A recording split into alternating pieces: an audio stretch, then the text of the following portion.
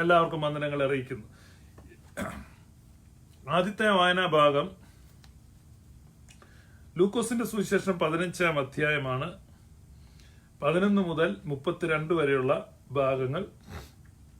It is A very long text. പക്ഷെ actually നമ്മളിത് വായിക്കേണ്ട ആവശ്യമില്ല. സൺഡേ സ്കൂൾ കുഞ്ഞുങ്ങൾക്ക് വരെ പരിചയമുള്ള ഒരു ഭാഗമാണ്. മുടിയനായ പുത്രന്റെ കഥ, ദ പ്രോഡിഗൽ സൺ സ്റ്റോറി. വിശ്വസാഹിത്യത്തെ വളരെയധികം സ്വാധീനിച്ചിട്ടുള്ളൊരു കഥയാണ് സ്റ്റോറി ഓഫ് പ്രോഡിഗൽ സൺ. നമ്മുടെ കേരളത്തിലെ KPSC എന്ന് പറയുന്ന കലാസമിതിക്ക് മുടിയനായ പുത്രൻ എന്ന പേരിൽ ഒരു നാടകമുണ്ട്. ബൈബിൾ പ്രമേയമല്ലെങ്കിലും ആ ടൈറ്റിൽ അത്രമാത്രം പോപ്പുലറായി. സുവിശേഷങ്ങളിലെ സുവിശേഷം എന്നാണ് ലൂക്കോസിന്റെ സുവിശേഷം 15-ാം അധ്യായം അറിയപ്പെടുന്നത്. Gospel in the gospels. ലൂക്കോസ് സുവിശേഷത്തിന്റെ ഹൃദയമാണ് 15-ാം അധ്യായം. 15-ാം അധ്യായത്തിൽ യേശു 3 കഥ പറയുന്നുണ്ട്. ലോക ചരിത്രത്തിൽ ധാരാളം ആളുകൾ കഥകൾ പറഞ്ഞിട്ടുണ്ട്, കഥാകാരന്മാർ. പക്ഷേ world's most powerful storyteller യേശുക്രിസ്തുവാണ്. നിങ്ങൾ യേശുക്രിസ്തുവിന്റെ കഥകളെ നോക്കണം. ലോകത്തെ ഇത്രമാത്രം സ്വാധീനിച്ച കഥകൾ വേറെ ആരും പറഞ്ഞിട്ടില്ല.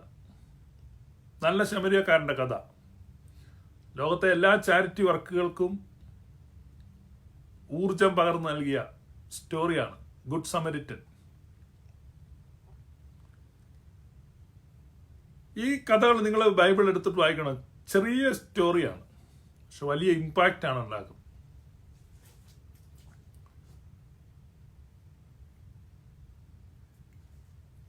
കഥ പറഞ്ഞ് അവസാനം കഥാകാരൻ കഥ പറഞ്ഞതിന്റെ പേരിൽ കൊല്ലപ്പെടുക. അതാണ് ക്രിസ്തുവിന്റെ ചരിത്രം. ക്രിസ്തുവിനെ യഹൂദന്മാർ ക്രൂശിച്ചതിന് പല കാരണങ്ങളുണ്ട്. എങ്കിലും ആ കാരണങ്ങളെല്ലാം ഇന്റൻസിഫൈ ചെയ്ത ഒരു കാരണം യേശു പറഞ്ഞ ഈ സ്റ്റോറിയാണ്. ഈ സ്റ്റോറി നിങ്ങൾ യേശു ക്രിസ്തുവിന്റെ യാത്രയുടെ ക്രോണോളജി പഠിച്ചാൽ യേശുക്രിസ്തു ക്രൂശിലേക്കാണ് സഞ്ചരിച്ചിരുന്നത്. ഈ കഥ പറയുന്നതോടുകൂടിയാണ് കർത്താവിനെ ക്രൂശിക്കുന്നതിന്റെ അന്തിമ രൂപം കൈക്കൊള്ളുന്നത്.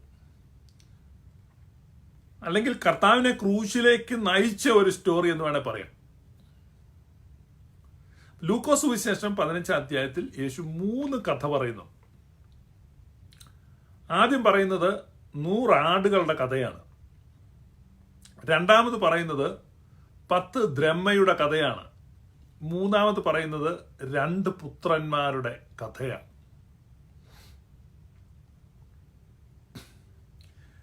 നിങ്ങൾ ഈ പറയുമ്പോൾ ഈ സ്റ്റോറി നമ്മൾ 100 ആടിന്റെ കഥ, 10 ദ്രഹ്മയുടെ കഥ, 2 പുത്രന്മാരുടെ കഥ, ഈ കഥകൾ ഇങ്ങനെ നമ്മൾ പറയുമ്പോൾ ഇതിനകത്തൊരു സെൻട്രൽ കഥാപാത്രമുണ്ട്. അതൊരു സിംഗിൾ വ്യക്തിയാണ്. 100 ആടുകളുടെ കഥയ്ക്കകത്ത് കേന്ദ്ര കഥാപാത്രം ഒരു ഇടയനാണ്. 10 ദ്രഹ്മയുടെ കഥയ്ക്കകത്ത് കേന്ദ്ര കഥാപാത്രം ഒരു സ്ത്രീയാണ്. 2 പുത്രന്മാരുടെ ഈ സ്റ്റോറിക്കകത്ത് കേന്ദ്ര കഥാപാത്രം ഒരു പിതാവാണ്. ഇപ്പൊ സ്നേഹവാനായ ഒരു പിതാവിന്റെ കഥയാണിത്. അത് സത്യത്തിൽ ധൂർത്തനായ പുത്രന്റെ കഥയല്ല, അത് മുടിയനായ പുത്രന്റെ കഥയുമല്ല. അത് സ്നേഹവാനായ പിതാവിന്റെ കഥയാണ്. യേശു നമ്മെ വരച്ച് കാണിക്കാൻ ശ്രമിച്ചത് ആ സ്നേഹവാനായ പിതാവിനെയാണ്. റിസ്ക് എടുക്കുന്ന ദൈവസ്നേഹമാണ്. റിസ്ക് എടുക്കുകയാണ്. കാരണം 99 ആടുകൾ ആലയിലെത്തി, സന്ധ്യ മയങ്ങി, ഇനി പുറത്തേക്ക് പോകുന്ന അപകടമാണ്. മഞ്ഞിറങ്ങാൻ തുടങ്ങിക്കഴിഞ്ഞു. ആലയിലാണെങ്കിൽ ആളുകൾക്ക് വെള്ളവും പുല്ലുമുണ്ട്, ഇടയന് ഭക്ഷണമുണ്ട്, തീ കായാൻ സൗകര്യമുണ്ട്. പുറത്ത് കാടാണ്, അപകടമാണ്. ഇഴജാതികൾ പുറത്തിറങ്ങാൻ തുടങ്ങിക്കഴിഞ്ഞു. വന്യമൃഗങ്ങളുടെ ശബ്ദം കേൾക്കാം. ചെന്നായും ഹയനായും പുള്ളിപ്പുലിയും സിംഹവും ഗർജിക്കുന്ന ശബ്ദവും ഓരിയിടുന്ന ശബ്ദവും എങ്ങും മുഴങ്ങുന്നുണ്ട്. ആ കാട്ടിൽ എവിടെയോ ആണ് തൻ്റെ നഷ്ടപ്പെട്ട ഒരു ആടുള്ളത്. അപ്പം നഷ്ടപ്പെട്ട ആടിനെ തേടി ഇടയൻ പുറപ്പെടുകയാണ്. 99 ആടുകൾ സേഫാണ്, ആലയിലുണ്ട്. എന്നാൽ ആ 99 കൊണ്ട് തൃപ്തിപ്പെടാത്ത, 100 കൊണ്ട് മാത്രം തൃപ്തിപ്പെടുന്ന ഒരു ഇടയന്റെ ഹൃദയം, ഷെപ്പേർഡ്സ് ഹാർട്ട്, കർത്താവ് നമുക്ക് വരച്ച് കാണിക്കുകയാണ്. അപ്പോഴാണ് ഈ എക്സ്ക്ലൂസീവിസം പ്രസംഗിക്കുന്ന ആളുകൾ, ചില ആളുകൾ ഞങ്ങൾ മാത്രമേ രക്ഷിക്കപ്പെട്ടവരുള്ളൂ എന്ന് അവകാശപ്പെടുന്ന ചില കൾട്ടുകൾ, പെന്തക്കോസ്റ്റ് പോലെയുള്ള കൾട്ടുകൾ, അവരെ രക്ഷിക്കാൻ വേണ്ടി, അവരെ എടുത്തുകൊണ്ട് പോകാൻ വേണ്ടി കർത്താവ് വരും എന്നൊക്കെയുള്ള വിപരീതോപദേശം പ്രസംഗിക്കുന്നവർ. പക്ഷെ നമ്മൾ ഈ ലൂക്കോസ് സുവിശേഷം 15-ാം അധ്യായം നിങ്ങൾ വായിച്ചാൽ 100 ആടുള്ള ആ ഇടയൻ,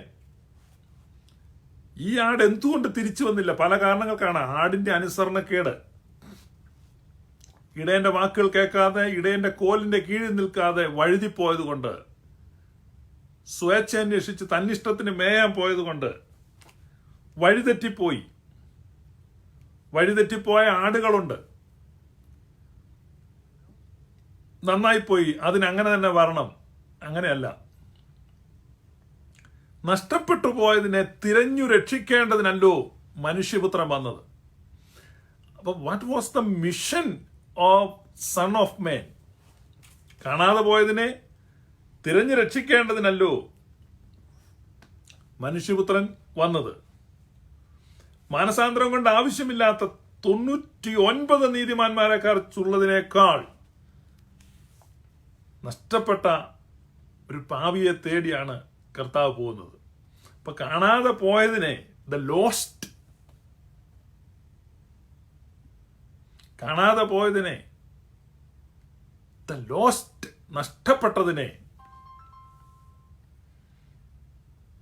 നഷ്ടപ്പെട്ടതിനെ തേടിയാണ് കർത്താവ് വന്നത്. നഷ്ടപ്പെട്ടതിനെ നിങ്ങളത് ആ പാഠം നമ്മൾ ജനറലായിട്ട് ഇത് കേട്ടു പോകുമ്പോൾ അതിന്റെ ആഴം മനസ്സിലാകത്തില്ല.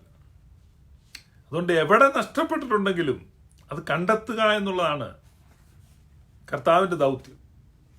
അതുകൊണ്ട് ആരും നശിച്ചു പോകുവാൻ പിതാവ് ആഗ്രഹിക്കുന്നില്ല. അടുത്ത സ്റ്റോറിയിലേക്ക് യേശു വരികയാണ്. അപ്പൊ പ്രോഗ്രഷൻ നിങ്ങൾ നോക്കണം. പ്രോഗ്രഷൻ. ഒരു സ്ത്രീക്ക് 10 ദ്രഹ്മയുണ്ടെന്നിരിക്കട്ടെ. ഒരു ദ്രഹ്മ കാണാതെ പോയാൽ അവൾ വിളക്ക് കത്തിച്ച് വീട് അടിച്ചു വാരി അത് കണ്ടുകിട്ടും വരെ സൂക്ഷ്മത്തോടെ അന്വേഷിക്കാതിരിക്കുമോ? അന്നത്തെ കാലത്ത് പാലസ്തീനിലെ വീടുകൾ എന്ന് പറഞ്ഞാൽ ഈ വീടിന്റെ തറ മാർബിളോ മൊസൈക്കോ ഗ്രാനൈറ്റോ വുഡൊന്നുമല്ല, വൈക്കോല് വിരിച്ചിരിക്കുകയാണ്. അപ്പൊ നല്ല കനത്തിൽ വൈക്കോല് വിരിച്ചിരിക്കുന്നു. അതിനിടയ്ക്കാണ് ഈ ദ്രഹ്മ പോയത്. ചെറിയ നാണയമാണ്. നമ്മുടെ നാട്ടിലെ സ്ത്രീകളുടെ മിന്നുമാലയും, മിന്നു നിങ്ങൾ കണ്ടിട്ടില്ല, അതുപോലൊരു സാധനമാണ്. ഇത് കാണാൻ ബുദ്ധിമുട്ടാണ്. അപ്പൊ അത് ഈ വൈക്കോലിനിടയിൽ എവിടെയോ പോയിട്ടുണ്ട്. വലിയ അധ്വാനം വേണം. ഈ വൈക്കോല് മുഴുവൻ എടുത്ത് പുറത്തിട്ട് അത് അരിച്ചരിച്ച് ഈ ദ്രഹ്മ കണ്ടു കിട്ടി കഴിയുമ്പോൾ തിരിച്ച വൈക്കോല് പാകുകയാണ്. ശ്രമകരമായ ഒരു ജോലി. വീട് അടിച്ചു വാരി എന്ന് പറയുമ്പോൾ നമ്മുടെ കേരളത്തിലെ വീട് അടിച്ചു വാരുന്ന പോലെ it was not that easy. അപ്പൊ അത് കണ്ടെത്തി. പിന്നെ 3-ാമത്തെ സ്റ്റോറിയിലേക്ക് യേശു വരികയാണ്. 2 പുത്രന്മാരുണ്ടായിരുന്നു. അപ്പൊ നിങ്ങൾ നോക്കണം, എണ്ണം കുറഞ്ഞു വരിക. 100 ആടുണ്ടായിരുന്നു, പിന്നെ 10 ദ്രഹ്മയുണ്ടായിരുന്നു, പിന്നെ 2 പുത്രന്മാരുണ്ടായിരുന്നു. ഇപ്പോൾ സ്റ്റോറി നിന്റെ മുമ്പിൽ പേഴ്സണലായിട്ട് നിന്റെ മുമ്പിൽ വന്ന് നിന്നിട്ട് നിന്റെ നേരെ വിരൽ ചൂണ്ടുക. കർത്താവിന് ഓരോന്നും വിലപ്പെട്ടതാണ്. ഇപ്പൊ 100-ലൊന്ന്, 10-ലൊന്ന് മൂല്യം കൂടുക. 100-ലൊന്ന്, 10-ലൊന്ന്, ഇപ്പോൾ വന്നിട്ട് 2-ലൊന്ന്. ഇപ്പോൾ 1-നാണ് കാരണം കർത്താവ് പറയാണ്, കാശിന് 2 കുരികിലിനെ വിൽക്കുന്നില്ലയോ? അവയിൽ ഒന്ന് താഴെ വീണാൽ നിങ്ങളുടെ സ്വർഗസ്ഥനായ പിതാവ് അറിയാതിരിക്കുന്നില്ല. ലൂക്കാസ് വിശേഷത്തിൽ അത് എഴുതുമ്പോൾ 2 കാശിന് 5 കുരികിലിനെ വിൽക്കുന്നില്ലയോ? മത്തായി പറയാണ് കാശിന് 2 കുരികിൽ, അതാണ് മാർക്കറ്റ് പ്രൈസ്. കാശിന് 2 കുരികിൽ, 2 കാശിന് 5 കുരികിൽ. അതങ്ങനെ വെക്കും. കാശിന് 2 കുരികിലാണെങ്കിൽ 2 കാശിന് 4 കുരികിലാ കിട്ടണ്ടേ? പക്ഷെ കർത്താവ് പറയാ 2 കാശിന് 5 കുരികിലിനെ കിട്ടുന്നില്ലയോ? അപ്പൊ അത് അന്നത്തെ ഒരു മാർക്കറ്റിംഗ് സമ്പ്രദായമാണ്. 2 കാശിന് മേടിച്ചാൽ ഒരെണ്ണം ഫ്രീ ആണ്, 5 കൊടുക്കും. 1 കാശിന് 2 ഉള്ളൂ, പക്ഷെ 2 കാശിന് 5 എന്ന് പറഞ്ഞാൽ 2 കാശിന് മേടിക്കുമ്പോൾ ഒരെണ്ണം എക്സ്ട്രാ കിട്ടുന്ന ഫ്രീ ബോണസാണ്. എന്നിട്ട് പറയണം, അതിലൊന്ന് താഴെ പോയാൽ, അതാ ഫ്രീ കിട്ടിയത് താഴെ പോയാൽ അതും സ്വർഗസ്ഥനായ പിതാവ് കൗണ്ട് ചെയ്യും. എന്ന് പറഞ്ഞാൽ ഈ ചെറിയവരിൽ ഒരുത്തനും നശിച്ചു പോകുന്നത് എന്റെ സ്വർഗസ്ഥനായ പിതാവിന് ഇഷ്ടമില്ല. ആരും നശിച്ചു പോവുകയില്ല. ആരും നശിച്ചു പോകാൻ സ്വർഗത്തിലെ ദൈവം സമ്മതിക്കുന്നില്ല. അവൻ എല്ലാവർക്കും വേണ്ടി മറുവിലയായി തീർന്നു. ഇവിടെ ഈ സ്റ്റോറി നമ്മൾ കാണുമ്പം 3ാമത്തെ സ്റ്റോറിയിലേക്ക് വരികയാണ്. അതാണ് ഇന്നത്തെ നമ്മുടെ വായനാ ഭാഗത്തിലുള്ളത്. 3ാമത്തെ സ്റ്റോറിയിലേക്ക് വരുമ്പോൾ ഒരു മനുഷ്യന് 2 പുത്രന്മാരുണ്ടായിരുന്നു. അവരിൽ ഇളയവൻ അപ്പനോട്, അപ്പാ, വസ്തുവിൽ എനിക്ക് വരേണ്ടുന്ന പങ്ക് തരണമേ എന്ന് പറഞ്ഞു. അന്നത്തെ കാലത്ത് അത് ചിന്തിക്കാൻ പറ്റാത്തൊരു കാര്യം. ഒരു യഹൂദ കുടുംബത്തിൽ അവരുടെ ഗ്ലോറിയാണ്, അവരുടെ കുടുംബത്തിന്റെ മഹത്വം, കുടുംബത്തിന്റെ പാരമ്പര്യം. കുടുംബത്തിൽ അത് കേട്ട് നല്ല കുടുംബ പാരമ്പര്യം ഉള്ളിടത്ത് അങ്ങനെ സംഭവിക്കുന്നത്. അപ്പൻ മരിച്ചു കഴിഞ്ഞാണ് മക്കൾക്ക് വീതം കിട്ടുന്നത്. അപ്പൊ അപ്പൻ മരിക്കുന്നതിന് മുമ്പ് വീതം ചോദിക്കുകയാണ്. എന്ന് പറഞ്ഞാൽ I was waiting for A long time for your death എന്നുള്ളതാണ്. അപ്പ വസ്തുവിൽ എനിക്ക് വരേണ്ടുന്ന പങ്ക് എനിക്ക് തരണമേ എന്ന് പറഞ്ഞാൽ നീ എന്താണോ കിളവ ചാകാൻ താമസിക്കുന്നത് എന്നാണ് അതിന്റെ മറ്റൊരർത്ഥം. അല്ലെങ്കിൽ എന്നെ ജീവിക്കാൻ അനുവദിക്കുന്നില്ലേ? അപ്പൊ ആ ഗ്രാമത്തിൽ തന്നെ അതൊരു ഷോക്കാണ്. ഇന്നടത്ത് ഇന്നാരുടെ മകൻ വീതം ചോദിച്ചിരിക്കുന്നു. ഷോക്കിങ്. അപ്പൻ എന്ത് ചെയ്തു? വസ്തു പകുത്തു കൊടുത്തു. എന്നാൽ ഏറെ നാൾ കഴിയും മുമ്പ് ഇളയ മകൻ സകലവും സ്വരൂപിച്ചു. He എൻകാഷ്ഡ് everything. സകലതും സ്വരൂപിച്ചു എന്ന് പറഞ്ഞു കഴിഞ്ഞാൽ എല്ലാം വിറ്റു പണമാക്കി. പെട്ടെന്ന് പണമാക്കി, പെട്ടെന്ന് വിറ്റു. പെട്ടെന്ന് വിൽക്കുമ്പോൾ വലിയ വിലയൊന്നും കിട്ടത്തില്ല, കുറഞ്ഞ വിലയ്ക്ക്. അപ്പൊ ആളുകളെല്ലാം പറയും, താണ്ടാ തെക്കേപ്പറമ്പിലെ കുഞ്ഞുമോന്റെ മോനെല്ലാം വിറ്റേച്ച് പോയി. ചുമ്മാ ഒരു വീട്ടുപേര് പറഞ്ഞ കേട്ടോ, എനിക്ക് അങ്ങനെ വീട്ടുപേർ ആരെങ്കിലും ഉള്ളവരുണ്ടെങ്കിൽ പിണങ്ങരുത്. അപ്പൊ ആ നാട്ടിലെ വലിയൊരു പ്രമുഖനായ വ്യക്തിയാണ്. ഭയങ്കര ഷെയിമായിപ്പോയി. സകലവും സ്വരൂപിച്ച് ദൂരദേശത്തേക്ക് യാത്ര എന്ന് പറഞ്ഞു കഴിഞ്ഞാൽ ഈ അപ്പന്റെ കണ്ണിൽ പോലും പെടരുത്, ഈ അപ്പന്റെ പേര് പോലും അറിയത്തില്ലാത്തൊരു സ്ഥലത്ത് എന്ന് പറഞ്ഞാൽ ഈ ഫാമിലിയുമായിട്ടുള്ള ഒരു ബന്ധവും എനിക്ക് വേണ്ട. ഈ ഫാമിലിയുടെ ബന്ധങ്ങൾ ഒരിക്കലും എന്നെ പിന്തുടരരുത്. ഇനി ആരെങ്കിലും ചോദിക്കും നീ ഇന്നടത്ത് ഇന്നാരുടെ മകനല്ലേ എന്ന് ചോദിക്കാൻ ഇടയാകരുത്. അതുകൊണ്ട് ഈ അപ്പനെ കുറിച്ച് അറിയാൻ പാടില്ലാത്ത, അപ്പന്റെ ഈ കുടുംബത്തെ കുറിച്ച് അറിയാൻ പാടില്ലാത്ത വളരെ ദൂരദേശത്തേക്ക് അവൻ പോയി. സ്വാതന്ത്ര്യമാണ് കാക്ഷിക്കുന്നത്. ദൂരസ്ഥരായിരുന്നു നമ്മളെ. പൗലൂസ്ലി അതേക്കുറിച്ച് പറയുന്നത്, നമ്മൾ ദൂരസ്ഥരായിരുന്നു, നമ്മളെ അവൻ സമീപസ്ഥരാക്കി തീർത്തു. ഇവൻ ദൂരദേശത്തേക്ക് പോയി. അവിടെ ദുർനടപ്പുകാരനായി ജീവിച്ചു, വസ്തു നാനാവിധമാക്കി, എല്ലാം ചെലവഴിച്ച ശേഷം ആ ദേശത്ത് കഠിനക്ഷാമം ഉണ്ടായപ്പോൾ പന്നികളുടെ അടുത്ത് പോയി പന്നികളെ മേയ്പ്പാൻ അയച്ചു. അപ്പൊ ഈ കേട്ടോണ്ടിരിക്കുന്ന യഹൂദന്മാർക്ക് ഭയങ്കര അരിശം വരും.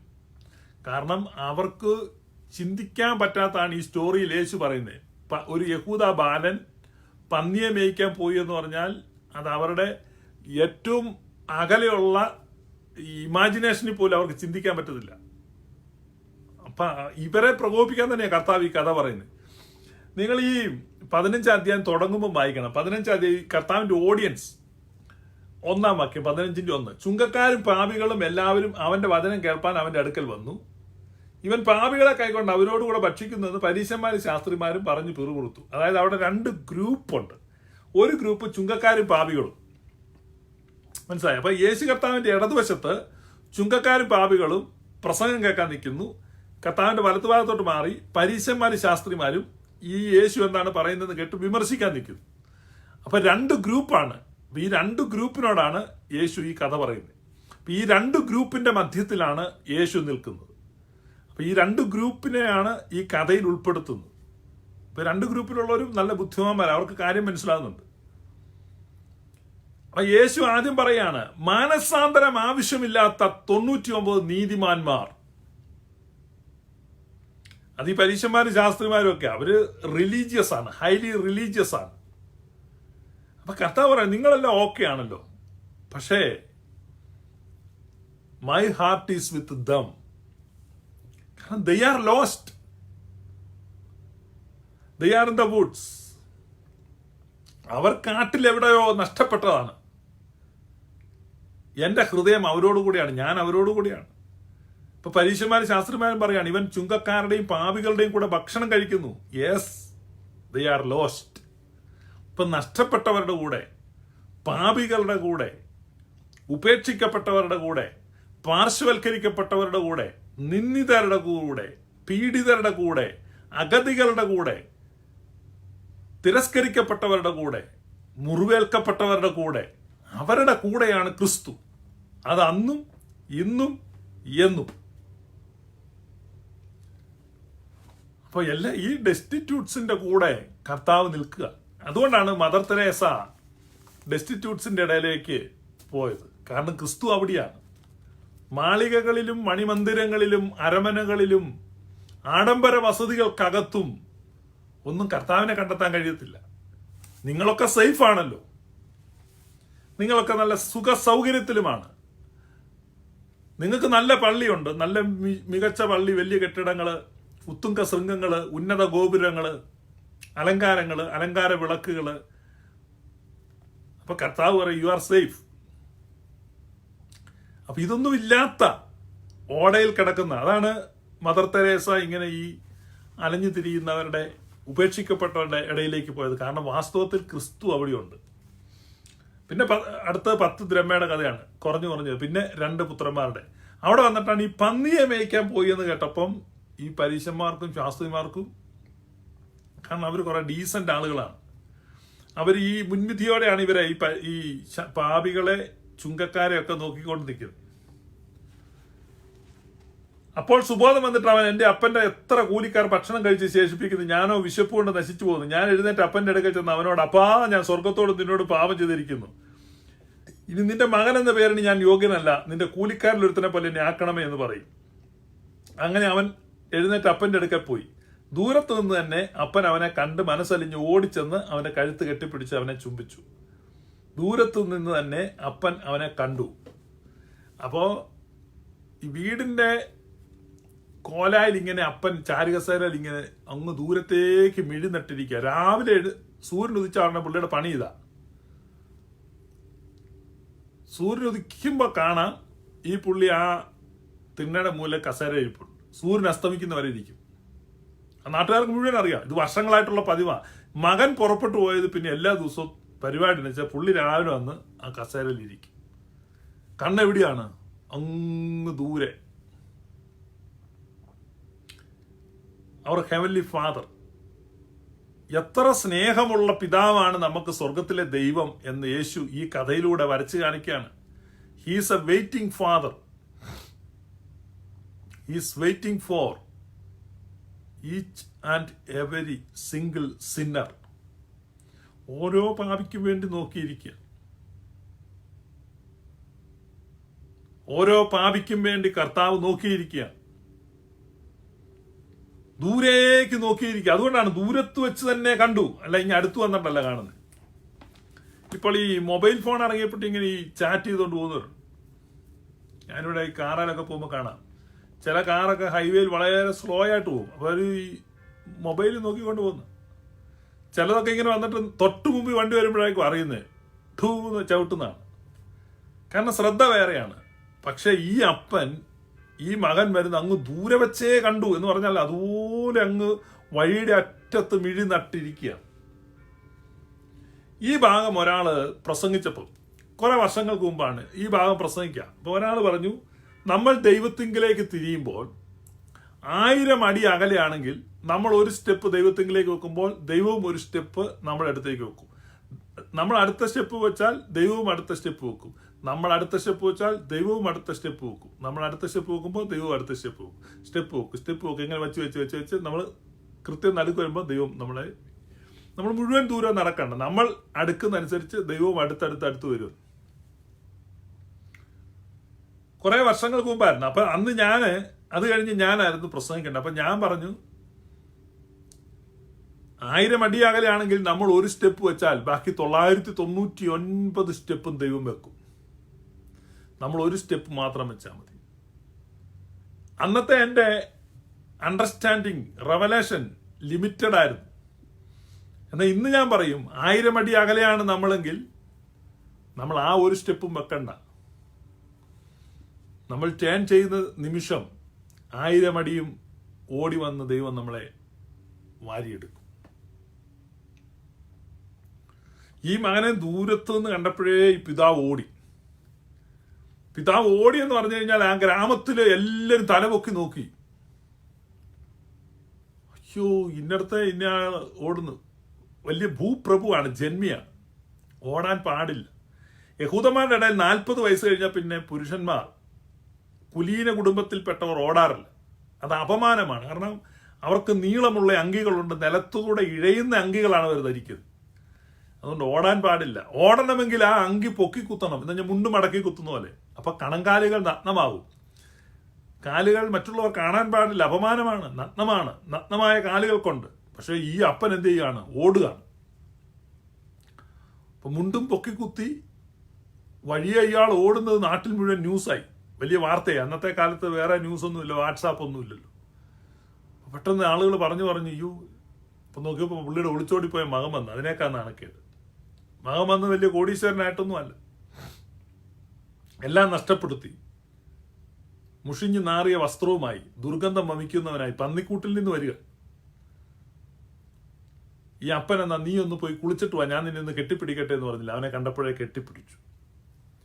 നീ ആയിരിക്കുന്ന അവസ്ഥയിൽ നിന്നെ സ്വീകരിക്കുന്നതാണ്. അവിടെ പ്രത്യേകിച്ച് റിക്വയർമെന്റ് ഒന്നുമില്ല. നമ്മൾ കുറച്ച് വിശുദ്ധീകരിക്കപ്പെട്ട് കഴിയുമ്പോൾ ദൈവം നമ്മളെ സ്വീകരിക്കും എന്നൊന്നുമല്ല. നീ എങ്ങനെ ആയിരിക്കുന്നു അങ്ങനെ കെട്ടിപ്പിടിച്ച്, അവന്റെ കഴുത്തിൽ കെട്ടിപ്പിടിച്ച് അവനെ ചുംബിച്ചു. കഴുത്തിൽ ചുംബിച്ചു. ചുംബനം പല വിധത്തിലുണ്ട്.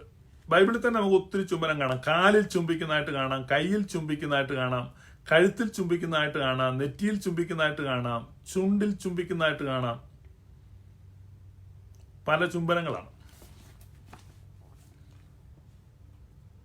മകൻ അവനോട്, അപ്പാ, ഞാൻ സ്വർഗത്തോട് നിന്നോട് പാപം ചെയ്തിരിക്കുന്നു, ഇനി നിന്റെ മകൻ എന്ന് വിളിക്കപ്പെടുവാൻ ഞാൻ യോഗ്യനല്ല എന്ന് പറഞ്ഞു. അപ്പൻ തന്റെ ദാസന്മാരോട്, വേഗം മേൽത്തരമായ അങ്കി കൊണ്ടുവന്ന് ഇവനെ ധരിപ്പിപ്പീൻ, ഇവന്റെ കൈക്ക് മോതിരവും കാലിന് ചെരുപ്പും ഇടിപ്പീൻ, തടിപ്പിച്ച കാളക്കുട്ടിയെ കൊണ്ടുവന്ന് അറുപ്പീൻ, നാം തിന്ന് ആനന്ദിക്കുക. എന്റെ ഈ മകൻ മരിച്ചവനായിരുന്നു, വീണ്ടും ജീവിച്ചു, കാണാതെ പോയിരുന്നു, കണ്ടുകിട്ടിയിരിക്കുന്നു എന്ന് പറഞ്ഞു. അങ്ങനെ അവർ ആനന്ദിച്ചു തുടങ്ങി. അപ്പോഴാണ് മൂത്ത മകൻ വയലിൽ നിന്ന് വരുന്നത്. മൂത്ത മകൻ എന്ന് പറഞ്ഞാൽ ഒബീഡിയന്റ് ആണ്, വീട്ടിൽ തന്നെ താമസിക്കുന്നവനാണ്, അനുസരണം ഉള്ളവനാണ്. അവൻ വന്നിട്ട് വീട്ടിൽ കയറാതെ നിൽക്കുകയാണ്. വാദ്യവും നൃത്തഘോഷം കേട്ടോ ബാല്യക്കാരിൽ ഒരുത്തിനെ വിളിച്ചത് എന്തെന്ന് ചോദിച്ചു. അവനോട്, നിന്റെ സഹോദരൻ വന്നു, നിന്റെ അപ്പൻ അവനെ സൗഖ്യത്തോടെ കിട്ടിയതുകൊണ്ട് തടിപ്പിച്ച കാളക്കുട്ടി അറുത്തു എന്ന് പറഞ്ഞു. അപ്പോൾ അവൻ കോപിച്ച് അകത്ത് കിടപ്പാൻ മനസ്സില്ലാതെ നിന്നു. അപ്പൻ പുറത്തു വന്ന് അവനോട് അപേക്ഷിച്ചു. പിന്നെ നാണക്കേടാണ്. വിരുന്ന് കിടക്കുകയാണ് വീട്ടില്. മൂത്ത മകൻ വിരുന്നിലില്ല, അവൻ മുറ്റത്ത് നിൽക്കുക. അവന് കോപമാണ്. എന്താണ് സഹോദര നീ കോപിക്കുന്നത്? അവന്റെ പക്ഷത്ത് ന്യായമുണ്ട്, പോയിന്റ്സ് ഉണ്ട്. ഇപ്പൊ ഗ്ലോറിയസ് ഗോസ്പലിനെതിരായിട്ട് പറയുന്ന ആളുകൾ പറയുമ്പോൾ സാധാരണ കേൾക്കുന്ന ആളുകൾക്ക് ന്യായമുണ്ട്, പോയിന്റ്സ് ആണ്. ഒത്തിരി പോയിന്റ്സ് അവർ പറയും. അതിനെല്ലാം ഉല്ലംഘിക്കുന്നതാണ് ദൈവത്തിന്റെ ഗോഡ്സ് ജനറോസിറ്റി, ദൈവത്തിന്റെ ഔദാര്യം, the loving kindness and Mercy. അത് പഠിക്കണമെന്നാണ് യേശു കർത്താവ് പറഞ്ഞത്. ഇവൻ പറയുന്നതിനകത്ത് പോയിന്റ് ഉണ്ട്.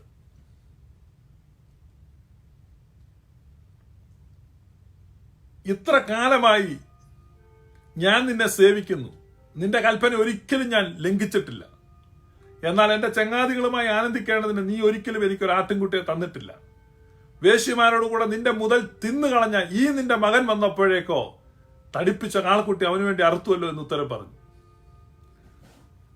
ഇവൻ പറയുന്നതിനകത്ത് ന്യായമില്ലേ? കാരണം അവന്റെ ഷെയർ അവൻ വാങ്ങിയതാണ്. അവന്റെ ഷെയർ അവൻ വാങ്ങി, അവൻ അതുകൊണ്ട് പോയി വിറ്റ് പൈസയാക്കി, അത് മുഴുവൻ സ്പെൻഡ് ചെയ്ത് തീർത്തു. ഇനി അവശേഷിച്ചിരിക്കുന്ന എന്താണോ അത് മൂത്ത മകനുള്ളതാണ്. പിന്നെ ആ ഇളയ മകൻ ഇവിടെ ഒരു ചില്ലി പൈസ പോലും ഇല്ല. കാരണം അവൻ അവസാനത്തെ പെനിയും വാങ്ങിക്കൊണ്ടാണ് പോയത്. അതുകൊണ്ടാണ് അവൻ വന്നിട്ട് നിന്റെ കൂലിക്കാരനൊരുത്തനെ പോലെ എന്നെ ആക്കിയാൽ മതി എന്ന് പറയണമെന്ന് മനസ്സിൽ തീരുമാനിച്ച വന്നേ. അത് പറയാൻ അപ്പൻ അനുവദിച്ചില്ല. അതിനു മുമ്പ് ചുംബനങ്ങൾ കൊണ്ട് അവനെ മൂടിക്കളഞ്ഞു. നിന്റെ മകനെന്ന് വിളിക്കാൻ ഞാൻ യോഗ്യനല്ല എന്ന് വരെ പറഞ്ഞുള്ളൂ, ബാക്കി പറയാൻ സമ്മതിച്ചില്ല. കൂലിക്കാരനൊരുത്തനെ പോലെ നോക്കണ്ട, നീ ഇപ്പോഴും മകൻ തന്നെയാണ്. നിനക്ക് മകനല്ലാതെ ആകുവാൻ കഴിയുകയില്ല. നീ വസ്തു തട്ടിയെടുത്താലും, സ്വത്ത് നശിപ്പിച്ചാലും, നീ വേശ്യമാരുടെ കൂടെ കറങ്ങി നടന്നാലും, നീ ചൂതാട്ട കേന്ദ്രങ്ങളിൽ ജീവിതം പാഴാക്കിയാലും, നിന്റെ ആരോഗ്യം ക്ഷയിച്ചാലും, നിന്റെ സമ്പത്ത് ക്ഷയിച്ചാലും, ലോകം നിന്നെ തള്ളിയാലും ഞാൻ നിന്നെ തള്ളുകയില്ല. ബിക്കോസ് നീ എന്റെ മകനാണ്. അതാണ് ഇത് മനസ്സിലാക്കാനാണ് ഇവർക്ക് ബുദ്ധിമുട്ട്. ഞാൻ ഇത്ര നാൾ നിന്നെ സേവിക്കുന്നു. ഞാൻ ഇതുവരെ പുറത്തു പോയിട്ടില്ല, ഒരു മുറിബീടി വലിച്ചിട്ടില്ല, ഒരു സിനിമയ്ക്ക് പോയിട്ടില്ല, ഞാനൊരു ചൂതാട്ട കേന്ദ്രത്തിൽ പോയിട്ടില്ല. എന്തിന്? എന്റെ ചങ്ങാതികളുമായിട്ടൊന്ന് ആനന്ദിക്കാൻ എനിക്കൊരു ചെറിയ ആട്ടിൻകുട്ടിയെ പോലും നീ തന്നിട്ടില്ല. ഞാൻ ചോദിച്ചിട്ടില്ല. എനിക്ക് പരാതിയില്ല, പരിഭവമില്ല. സ്തോത്രം, സ്തോത്രം, സ്തോത്രം. അപ്പൊ നമ്മളിങ്ങനെ നിൽക്കുക. നമുക്കുള്ളതല്ലേ സ്വർഗം? നമുക്കല്ലേ ഇത് കിട്ടുന്നേ? നിനക്ക് തരത്തില്ലെന്ന് പറഞ്ഞില്ലല്ലോ. ഇവനും കൂടെ കൊടുക്കാൻ എനിക്ക് മനസ്സാണെങ്കിൽ ഞാൻ നല്ലവനാകുന്നത് കൊണ്ട് നീ എന്തിനാണ് വിഷമിക്കുന്നത്? ഇന്ന് ലോകത്തിന്റെ ഇമ്പങ്ങൾ ആസ്വദിച്ച് നമ്മൾ സഭാഗോളിനകത്തിരുന്ന് ഡ്രം അടിക്കുകയും മുട്ടുകുത്തിയിരിക്കുകയും പാട്ടുപാടുകയും സ്തോത്രം ചെയ്യുകയും ചെയ്തപ്പോൾ, മദ്യപിക്കുകയും കറങ്ങി നടക്കുകയും ചെയ്ത അവനും നമ്മളെക്കാൾ മുമ്പ് നമ്മൾ സ്വർഗത്തിന്റെ വാതൊക്കെ ചെല്ലുമ്പോൾ അവൻ സ്വർഗത്തിനകത്തൂടെ വോളണ്ടിയർ ആയിട്ട് നടക്കുക. ഞാൻ പറഞ്ഞതല്ല, കർത്താവ് ഈശോ മിശിഹ പറയാണ്, നിങ്ങൾക്ക് മുന്നായി വേശ്യമാരും ചുങ്കക്കാരും സ്വർഗരാജ്യത്തിൽ കടക്കും എന്ന് ഞാൻ പറയും. നിങ്ങളെല്ലാം സ്വർഗത്തിൽ കയറ്റിയിട്ട് അവസാനം മിച്ചം വരുന്ന സ്ഥലത്ത് കുറച്ച് വേശ്യമാരെയും കുറച്ച് ചുങ്കക്കാരെയും കൂടെ ഞാൻ കയറ്റും എന്നല്ലേ യേശു കർത്താവ് പറഞ്ഞ്?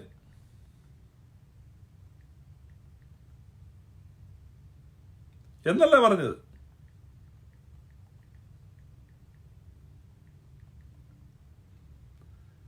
നിങ്ങളെക്കാൾ മുന്നമേ കയറും.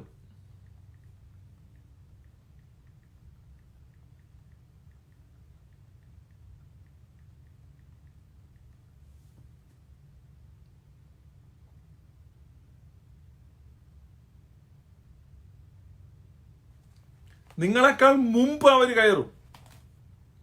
അപ്പൊ മൂത്ത പുത്രൻ വയലിൽ നിന്ന് വരികയാണ്. നിങ്ങൾ ആ ഭാഗം ഒന്ന് ഭാവനയെ കാണണം. അപ്പോഴാണ് അവൻ കോപിച്ചതിന്റെ അർത്ഥം മനസ്സിലാകുന്നത്. ഇവൻ രാവിലെ പോയതാണ്, വെളുപ്പിന് 6 മണിക്ക് പോയി.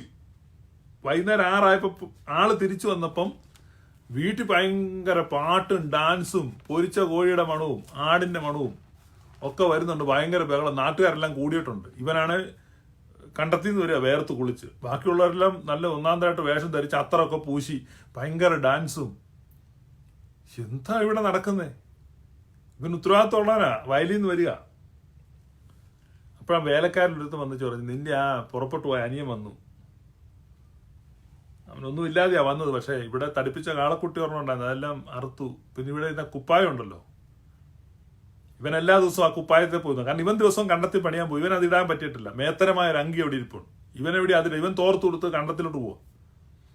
മേത്തരമായ ഒരു അങ്കി അവിടെ ഇരിപ്പുണ്ട്. അത് ഇന്ന് വരെ ഇവൻ ഇട്ടിട്ടില്ല. എന്തെങ്കിലും ഒരു ദിവസം അപ്പൻ അതിടാൻ കൊടുക്കുമെന്നൊക്കെ ഇവന്റെ. പക്ഷെ അത് അനിയന് കൊടുത്തു.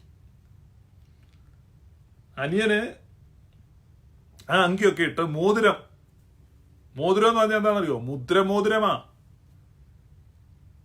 ആ മോതിരം വെച്ച് സീൽ ചെയ്താൽ എന്തും നടക്കും. കാരണം ഫാമിലിയുടെ എംബ്ലം അതിലുണ്ട്. എന്ന് പറഞ്ഞാൽ ഫാമിലിയുടെ സീലാണ്, അപ്പന്റെ സീലാണ്. അതിങ്ങനെ കുത്തിക്കഴിഞ്ഞാൽ അത്ര പവറാണ്. സീലുള്ള മോതിരം കിട്ടി. ചെരുപ്പ്, ഇവന്റെ കാലം ചെരുപ്പില്ല, മൂത്തോന്റെ കാലം ചെരുപ്പില്ല. കാരണം കണ്ടെത്തി പോകുന്നതും ചെരുപ്പിടത്തില്ല. അപ്പം മൂത്തോൻ പുറത്ത് നിൽക്കുക, അവന് ചെരുപ്പില്ല, ഉടുപ്പില്ല, മോതിരമില്ല. അകത്ത് നിൽക്കുന്ന പാപിക്ക് ചെരുപ്പുണ്ട്, ഉടുപ്പുണ്ട്, മോതിരമുണ്ട്, അവന്റെ കയ്യിൽ കോഴിക്കാലുണ്ട്, അവന്റെ വായിൽ ആട്ടിന്റെ ഇറച്ചിയിരിപ്പുണ്ട്, അവന്റെ ഇടത്തെ കയ്യിൽ വീഞ്ഞിരിപ്പുണ്ട്. ആകപ്പാടെ ബഹള, പാട്ടും ബഹളവാ. നിങ്ങളതൊന്ന് ഭാവനയെ കണ്ടേ, ദണ്ണം വരാതിരിക്കൂ. സ്തോത്രം. നമ്മൾ ഇത്രയും നാൾ കർത്താവ് വരുമെന്നും എല്ലാം പറഞ്ഞിരുന്നിട്ട് അവസാനം തേണ്ട ഗ്ലോറിയസ് ഗോസ്പൽ പറഞ്ഞാൽ എല്ലാരും കയറ്റി നിർത്തിയിരിക്കും. ഇപ്പൊ സ്വർഗരാജ്യത്തിൽ കയറുക എന്ന് പറഞ്ഞാൽ ഐ ആം നോട്ട് വർത്തി. ഏതാണ് കൺഫെഷൻ, എന്താണ് റെവലേഷൻ, എന്താണ് അവന്റെ അണ്ടർസ്റ്റാൻഡിങ്? ഇളയപുത്രന്റെ അണ്ടർസ്റ്റാൻഡിങ് എന്താ? ഇളയപുത്രൻ എന്ത് മാജിക് വേർഡാ പറഞ്ഞേ? ഒറ്റ കാര്യം അവൻ പറഞ്ഞത്, അപ്പാ എനിക്ക് യോഗ്യതയില്ലപ്പാ. That's it. കുറിയലൈസ്. എനിക്ക് യോഗ്യതയില്ലെന്ന് പറഞ്ഞൊരൊറ്റ വാക്കാണ് ഈ മാജിക് അവിടെ കൊണ്ടുവന്നിരിക്കുന്നത്. അതേസമയം മൂത്തോനെ സംബന്ധിച്ച് അവന് ബോധ്യമാണ്, അവൻ യോഗ്യ തന്നെയാണ്. ഇതാണ് നമ്മുടെ ഈ പെന്തക്കോസ്ത് സഹോദരങ്ങൾക്ക് സംഭവിക്കുന്നത്.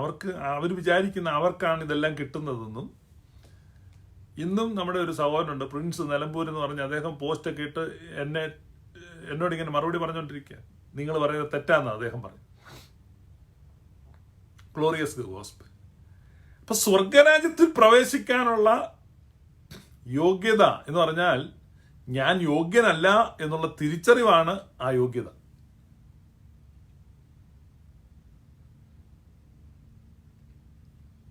എന്നാ പിന്നെ ഇനി എല്ലാരും കയറിക്കോ എന്ന് പറഞ്ഞാൽ ഒരു സെക്കൻഡ് ലോകത്തിലെ പരീശന്മാരും വിശുദ്ധന്മാരും ശാസ്ത്രിമാരും മടിച്ചു നിൽക്കും, അറച്ചു നിൽക്കും. രണ്ട് ഗ്രൂപ്പാണ് യേശുവിനെ കേട്ടോണ്ടിരിക്കുന്നത്. പരീശന്മാർക്കും ശാസ്ത്രിമാർക്കും ഇത് ഇഷ്ടപ്പെടത്തില്ല. ഈ പ്രസംഗം, യേശു പറഞ്ഞ ഈ പ്രസംഗം അവർക്ക് ഇഷ്ടപ്പെട്ടില്ല.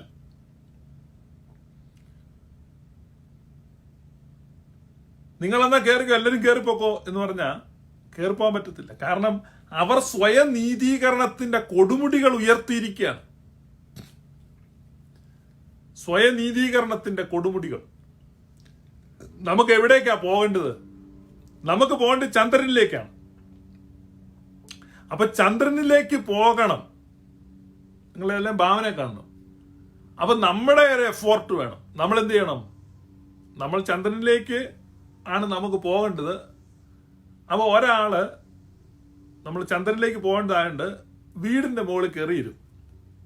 വേറെ ഒരാള് അവിടെ അടുത്തൊരു വാട്ടർ ടാങ്ക് ഉണ്ട്, അതിന്റെ മുകളിൽ കയറിയിരുന്നു. വേറെ ഒരാള് അവിടെ വലിയൊരു ഇലവ് മരം നിപ്പുണ്ട്, അതിന്റെ മുകളിൽ കയറിയിരുന്നു. വേറെ ഒരു വിദ്വാൻ എന്ത് ചെയ്തു? 40 നില അപ്പാർട്ട്മെന്റ് ഉണ്ട്, അതിന്റെ മുകളിൽ പോയിരുന്നു. കാരണം മുകളിലോട്ടാണല്ലോ പോകേണ്ടത്. വേറെ ഒരു വിദ്വാൻ എന്ത് ചെയ്യുന്ന വെച്ച് കഴിഞ്ഞാൽ ഇതൊന്നും പറ്റത്തില്ല, അവൻ ഹിമാലയത്തിൽ പോയി എവറസ്റ്റ് കൊടുമുടിയുടെ മുകളിൽ കയറി.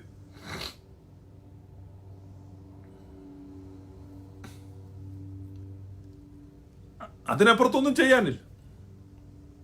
സാധാരണ കുറെ ആളുകൾ വഴിയെ നടക്കുകയാണ്. അപ്പൊ വീടിന്റെ മുകളിൽ ഇരിക്കുന്ന ആള് പറയാണ്, ചന്ദ്രനിലേക്ക് പോകണ്ടേ, നിങ്ങളിങ്ങനെ താഴെക്കൂടെ നടന്നാൽ മതി, ഇങ്ങോട്ട് കയറി വാ. അപ്പം വാട്ടർ ടാങ്കിന്റെ മുകളിൽ ഇരിക്കുന്നവൻ വീടിന്റെ മുകളിൽ ഇരിക്കുന്നവനെ പരിഹസിക്കും. ഇതെല്ലാം സ്വയനീതീകരണത്തിന്റെ ഓരോ കുന്നുകളാണ്. സ്വയനീതീകരണത്തിന്റെ ഓരോ കുന്നുകളാണ്. ചെറിയ ചില നന്മ പ്രവൃത്തികളൊക്കെ അവനവന് പറ്റുന്ന ചെയ്തിട്ട് ഞാൻ ദൈവത്തോട് കൂടുതൽ അടുത്തവനാണെന്നുള്ള ചിന്തയിൽ ഈ പരപ്പുറത്തിരിക്കുകയും വാട്ടർ ടാങ്കിന്റെ ആക്ച്വലി നമ്മുടെ ഡെസ്റ്റിനേഷൻ എവിടെയാണ്? ചന്ദ്രനിലേക്ക്. അപ്പൊ ചന്ദ്രനിലേക്കുള്ള ദൂരം പരിഗണിച്ചാൽ പൗലോസ് പറയും there is no difference. ഈ വാട്ടർ ടാങ്കിന്റെ മുകളിലിരിക്കുന്നവനും മരത്തിന്റെ മുകളിലിരിക്കുന്നവനും അപ്പാർട്ട്മെന്റിന്റെ മുകളിലിരിക്കുന്നവനും എവറസ്റ്റിന്റെ മുകളിലിരിക്കുന്നവനും ഈ താഴെക്കൂടെ നടക്കുന്ന നമ്മളും ചന്ദ്രനിലേക്കുള്ള ദൂരം പരിഗണിച്ചാൽ ഒരുപോലെയാണ്. No difference.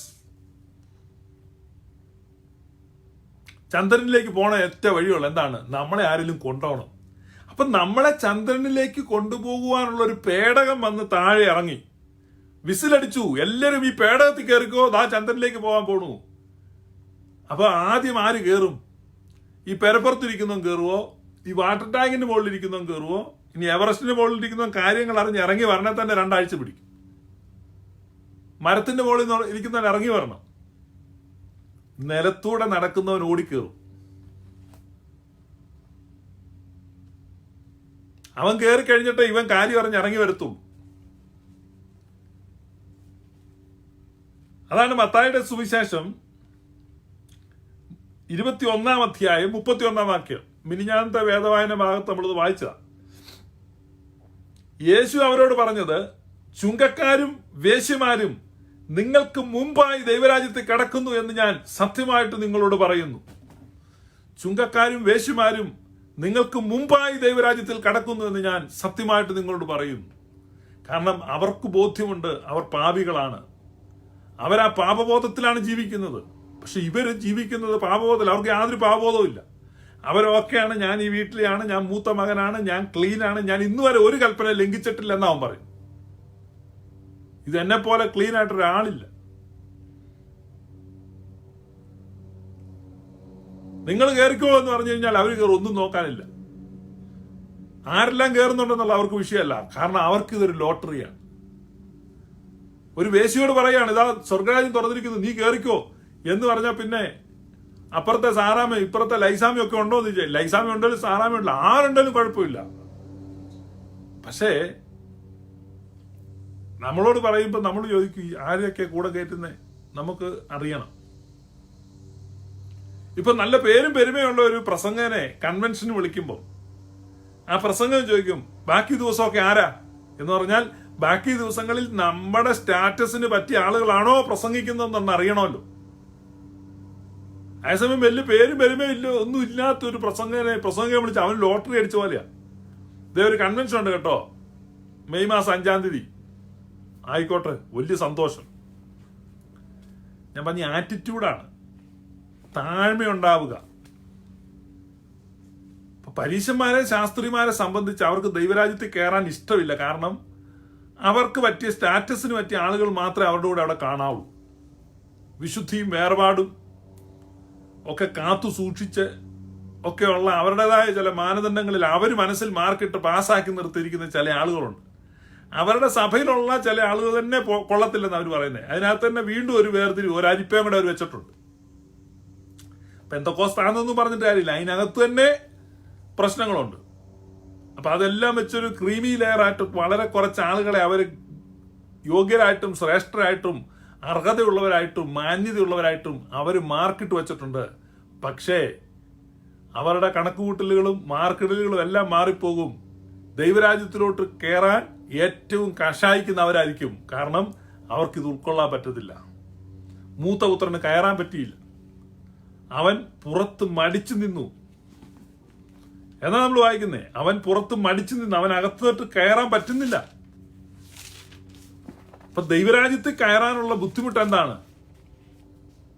ദൈവരാജ്യത്തിൽ കടക്കാനുള്ള പ്രധാന ബുദ്ധിമുട്ട് മറ്റുള്ളവരെ അംഗീകരിക്കാനുള്ള ബുദ്ധിമുട്ടാണ്. വേറെ ഒന്നുമില്ല. ഇപ്പൊ നിങ്ങളൊക്കെ വിചാരിക്കുന്ന പോലെ ഈ സ്വർഗത്തിലോട്ട് കിടക്കുക എന്ന് പറഞ്ഞാൽ ഏതാണ്ട് വലിയ കാര്യം. നോ. കാരണം കർത്താവ് പറഞ്ഞു, ഞാൻ തന്നെ വഴിയും സത്യവും ജീവനുമാകുന്നു, ഞാൻ വാതിലാകുന്നു. കർത്താവാണ് വാതിൽ, നോ പ്രോബ്ലം. പക്ഷെ ഇന്നൊരും കൂടെ വരും, അത് പറ്റത്തില്ല, അത് പറ്റത്തില്ല. അങ്ങനെയുള്ളൊരു സ്വർഗത്തിൽ ഞങ്ങൾക്ക് പോകണ്ട. നിങ്ങൾക്ക് പോകണ്ടെങ്കിൽ നിങ്ങൾ നിൽക്കുക. അവസാനം നിങ്ങൾക്ക് കയറണം എന്ന് തോന്നുന്നത് വരെ നിങ്ങൾ പുറത്തു നിൽക്കും. നിങ്ങൾ വായിക്കുക, ലൂക്കോസ് വിശേഷം 15-ാം അധ്യായം 28-ാം വാക്യം. അപ്പോൾ അവൻ കോപിച്ച് അകത്ത് കടപ്പാൻ മനസ്സില്ലാതെ നിന്നു. അകത്ത് കടപ്പാൻ മനസ്സില്ലാതെ നിന്നു. അപ്പോൾ ദൈവരാജ്യത്തിൽ നിന്ന് ആരാണ് പുറത്തു പോകുന്നത്? എല്ലാവരും ഒന്നും സ്വർഗത്തിൽ പോകത്തില്ലെന്ന് ചിലര് പറയും. നരകത്തിൽ പോകും. ഞാനത് എഗ്രി ചെയ്യുന്നുണ്ട്. നരകത്തിൽ പോകും. അത് സ്വന്തം മനസ്സോടെയാണ് നരകത്തിൽ പോകുന്നത്. കാരണം അവർ നരകത്തെ പ്രിഫർ ചെയ്യും. സ്നേഹിക്കാത്തവൻ, സഹോദരനെ പകയ്ക്കുന്നവൻ, അവൻ കൊലപാതകനാണ്. അവൻ ഒരിക്കലും ദൈവരാജ്യത്തിലോട്ട് കയറാൻ പറ്റത്തില്ല. അതുകൊണ്ടാണ് യാതൊരു അശുദ്ധനും അവിടെ കടക്കയില്ലെന്ന് വെളിപ്പാട് പുസ്തകത്തിൽ എഴുതിയിരിക്കുന്നത്. ഇവർക്ക് അകത്ത് കിടക്കാൻ പറ്റത്തില്ല. ഇപ്പൊ നിങ്ങൾക്ക് മനസ്സിലായോ? പുറത്ത് നിൽക്കുന്ന ആരാണ്? ദൈവരാജ്യത്തിന്റെ പുറത്ത്. കർത്താവ് ആരെയും തള്ളിക്കളയുന്നില്ല. നീ ഇങ്ങോട്ട് കടക്കരുതെന്ന് കർത്താവ് ആരോടും പറയുന്നില്ല. പക്ഷേ കർത്താവ് നമുക്ക് മുമ്പായി സകല പാപികളെയും അവിടെ സ്വീകരിക്കും, എല്ലാവരെയും കയറ്റിയിരുത്തും. അവരെല്ലാം അവിടെ കയറി വളരെ സന്തോഷത്തോടെ ചിരിച്ചും. അപ്പം നമ്മൾ നോക്കും, നമ്മളിവിടെ സുവിശേഷം പ്രസംഗിച്ച് ട്രാക്റ്റും കൊടുത്ത് നടന്ന സമയത്ത് കള്ളും കുടിച്ചു പെണ്ണും പിടിച്ചു നടന്ന ഒരുത്തൻ താണ്ട് അകത്ത് നിൽക്കുന്നു. നമുക്കത് ഉൾക്കൊള്ളാൻ പറ്റത്തില്ല. നമ്മൾ പിണങ്ങും, നമ്മൾ കോപിക്കും, നമ്മൾ പുറത്ത് നിൽക്കും. പുറത്ത് നിൽക്കാവുന്ന നമ്മൾ എവിടെ വീഴുമെന്നറിയാമോ? ഈ തടാകത്തിൽ. അതാണ് തീയും ഗന്ധവും കത്തുന്ന പൊയ്ക എന്ന് പറയുന്നത്. അതിലൂടെ ശുദ്ധീകരിക്കപ്പെടും. അപ്പൊ എല്ലാ മനുഷ്യരെയും സ്നേഹിക്കുവാനും എല്ലാ മനുഷ്യരെയും ഉൾക്കൊള്ളുവാനും എല്ലാ മനുഷ്യരെയും അംഗീകരിക്കുവാനുമുള്ള മനസ്ഥിതി, അതിനെയാണ് മാനസാന്തരം എന്ന് പറയുന്നത്. അതാണ് ഈ ലോകത്തിന് അനുരൂപരാകാതെ. ലോകത്തിന് അനുരൂപരാകുമ്പോൾ എങ്ങനെയാണ്? ലോകം എന്ന് പറഞ്ഞു കഴിഞ്ഞാൽ യോഗ്യതയുള്ളവർക്ക് അവാർഡ് കൊടുക്കുകയാണ്. അതാണ് ലോകത്തിന്റെ ചിന്ത. മാന്യന്മാരെ മാനിക്കുകയാണ്. പക്ഷേ ദൈവരാജ്യത്തിന്റെ പ്രിൻസിപ്പിൾ നേരെ തിരിച്ചാണ്. പാപികൾക്കാണ് പ്രാധാന്യം. മര്യാദയ്ക്ക് നടന്ന ആട് ലൈനായിട്ട് വന്നു, ആലെ കയറിയിരുന്നു. പക്ഷെ ഇടയൻ ആ ആടിന്റെ കൂടെ നിൽക്കണ്ട, കാട്ടിക്കിടക്കുന്ന ആടിനെ മതി. വീട്ടിൽ മര്യാദയ്ക്ക് നിന്ന ചെറുക്കനാ, രാവിലെ 6 പോകും, വൈകിട്ട് 6 വരും. അവൻ പറയാണ്, എൻ്റെ അപ്പാ, ഇത്രയും നാളായിട്ടും എൻ്റെ കൂട്ടുകാരുടെ കൂടെ ആനന്ദിക്കാൻ നീ എനിക്കൊരു ആട്ടിൻകുട്ടിയെ തന്നില്ലല്ലോ. നോക്ക ഇപ്പൊ അവന്റെ ഉള്ളിൽ നിന്ന് പുറത്തു വന്നുണ്ടോ? ഇവന്റെ ഉള്ളിൽ ഹിഡൻ ഡിസയേഴ്സ് ഉണ്ട്. നാട്ടുകാരുടെ മുമ്പിൽ അവൻ മാന്യനാണ്, അപ്പന്റെ മുമ്പിൽ മാന്യനാണ്, അവൻ യോഗ്യനാണ്, അവൻ തന്നെ പറയാണ് ഞാൻ ഡീസന്റ് ആണ്. പക്ഷേ അവന്റെ ഉള്ളിലെ ആഗ്രഹം എന്താണ്? അവന്റെ ഉള്ളിലും ആഗ്രഹം കൂട്ടുകാരുടെ കൂടെ കറങ്ങണമെന്നും ആടിനെ മുറിക്കണമെന്നും ഒക്കെ ആഗ്രഹമുണ്ട്. പക്ഷേ എന്തോ ഇത് ചെയ്തില്ലെന്നുള്ളേ ഉള്ളൂ. അപ്പൊ ഒരുത്തൻ ഇത് ആക്ച്വലി ചെയ്തു, മറ്റവൻ ചെയ്തില്ല. പൗലൂസിലെ പറയുന്നു, no difference, all have sinned and come short of glory. ഒരു വ്യത്യാസവുമില്ല, എല്ലാവരും പാപം ചെയ്ത് ഒരുപോലെ കൊള്ളരുതാത്തവരായി തീർന്നിരിക്കുന്നത്. അതാണ് കർത്താവ് പറഞ്ഞത്, മോഹിക്കേണ്ടതിന് സ്ത്രീയെ നോക്കുന്നവൻ എല്ലാം അവളോടുകൂടെ വ്യഭിചാരം ചെയ്തു കഴിഞ്ഞു. മിടുക്കന്മാർ പോയി ചെയ്തെന്നിരിക്കും, നിനക്ക് മിടുക്കില്ലാത്തതുകൊണ്ട് പോയൊന്നുമില്ല. No difference. മറ്റവൻ പൈസ എടുത്തു, ആടിനെ മേടിച്ചു, എത്ര ആടിനെ അവൻ മുറിച്ചു, പൊരിച്ചു, തിന്നു, ഒക്കെ ചെയ്തു. പക്ഷെ ഇവൻ ആടിനെ നോക്കി ചിരിച്ചു വെള്ളം ഇറക്കി ഇങ്ങനെ നടന്നല്ല, ഒരാടിനെ അവന് മുറിച്ചു. പക്ഷെ അവനും ഓരോ ദിവസവും കിടക്കുമ്പം അവനും കൂട്ടുകാരും കൂടെ പാട്ടൊക്കെ പാടി ഇങ്ങനെ ഈ കോലയിൽ ആടിനെ തൂക്കി അടിയിൽ നിന്ന് തീ കൂട്ടി ഇങ്ങനെ കുത്തി തിന്നുന്ന രംഗമൊക്കെ മനസ്സിൽ കണ്ട് കടന്നല്ലാതെ അവന് ധൈര്യം വന്നില്ല. അപ്പൻ്റെ അടുത്ത് ഒരു ആടിനെ മേടിച്ച് കൂട്ടുകാരെയും കൂടെ കൂട്ടി ഒരു ദിവസം ഒന്ന് അടിച്ചു പൊളിക്കണമെന്ന് അവൻ ആഗ്രഹം ഉണ്ടായിരുന്നു. ആ ആഗ്രഹം ഉള്ളിൽ അടക്കി പിടിച്ച് നടന്നു. പക്ഷേ തദൈവ്യായിപ്പോയി. അതുകൊണ്ട് ആഗ്രഹങ്ങളൊക്കെ അടക്കി പിടിച്ച് നടക്കുന്നതുകൊണ്ട് പ്രത്യേകിച്ച് കർത്താവ് പ്രസാദിക്കും എന്ന് വിചാരിച്ചൊക്കെ നടക്കുന്ന ആളുകളുണ്ട്. അപ്പം പറയാ, ആക്ച്വലി ഈ 2 മക്കളും നഷ്ടപ്പെട്ടവർ തന്നെയാണ്. 2 മക്കൾക്കും അപ്പന്റെ ഹൃദയം മനസ്സിലായില്ല. ചുങ്കക്കാരും പാപികളും എങ്ങനെ നഷ്ടപ്പെട്ടവരായിരിക്കുന്നോ അതുപോലെ തന്നെ ദൈവത്തിന് നഷ്ടപ്പെട്ടവരാണ് ഈ പരീശന്മാരും ശാസ്ത്രിമാരും. അതുകൊണ്ടാണ് കർത്താവ് ആദ്യത്തെ ഉപമയിൽ കാട്ടിൽ നഷ്ടപ്പെട്ട ഒരാടിന്റെ ഉപമ പറഞ്ഞിട്ട് 2ാമത്തെ ഉപമയിൽ വീട്ടിൽ നഷ്ടപ്പെട്ട ഒരു ദ്രഹ്മയുടെ ഉപമ പറയുന്നത്. അപ്പൊ കാട്ടിൽ നഷ്ടപ്പെട്ട ആടും വീട്ടിൽ നഷ്ടപ്പെട്ട ദ്രഹ്മയുമുണ്ട്. അപ്പൊ കാട്ടിൽ നഷ്ടപ്പെട്ടതാണെങ്കിലും വീട്ടിൽ നഷ്ടപ്പെട്ടതാണെങ്കിലും അത് നഷ്ടപ്പെട്ടത് തന്നെയാണ്. Lost is lost. അപ്പൊ lost sheep lost in the woods, lost coin lost in the house.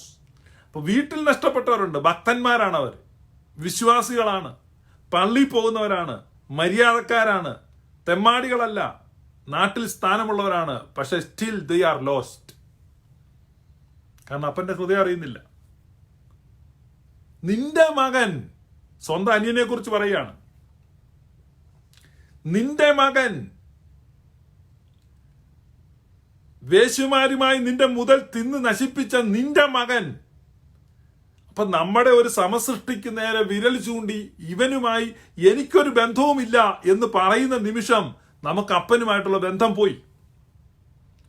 ഈ മകൻ നിന്റെ മകൻ എന്ന് പറഞ്ഞോ, ഇവന്റെ അപ്പനുമായിട്ട് ബന്ധമുണ്ടെങ്കിൽ എൻ്റെ അനിയൻ എന്ന് പറയണം. അപ്പൊ എന്റെ അനിയൻ എന്ന് അവനെക്കുറിച്ച് പറയാൻ കഴിയുന്നില്ലെങ്കിൽ അപ്പനുമായിട്ടുള്ള ബന്ധം മുറിഞ്ഞു കഴിഞ്ഞു. അതാ ഞാൻ പറഞ്ഞ 2 മക്കളും ലോസ്റ്റാണ്.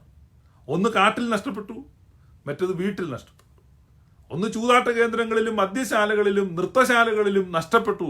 ഇത് വീട്ടിലാണ് നഷ്ടപ്പെട്ടെ. ഭയങ്കര പരിപാടിയാ. വയലിൽ പോകുന്നു, കൃഷി ചെയ്യുന്നു, പറവയെ ഓടിച്ചു വിടുന്നു, ആടിനെ മേയിക്കുന്നു, കന്നുകാലിയെ വളർത്തുന്നു, എല്ലാം ചെയ്യുന്നു. പക്ഷെ സ്റ്റിൽ ഹീ ഈസ് ലോസ്റ്റ്. കുർബാനയ്ക്ക് പോകുന്നുണ്ട്, പ്രാർത്ഥനയ്ക്ക് പോകുന്നുണ്ട്, സന്നദ്ധ പ്രവർത്തനങ്ങൾക്ക് പോകുന്നുണ്ട്, യോഗങ്ങൾക്ക് പോകുന്നുണ്ട്. പക്ഷേ ദൈവത്തിന്റെ ഹൃദയവുമായിട്ട് ബന്ധമില്ല.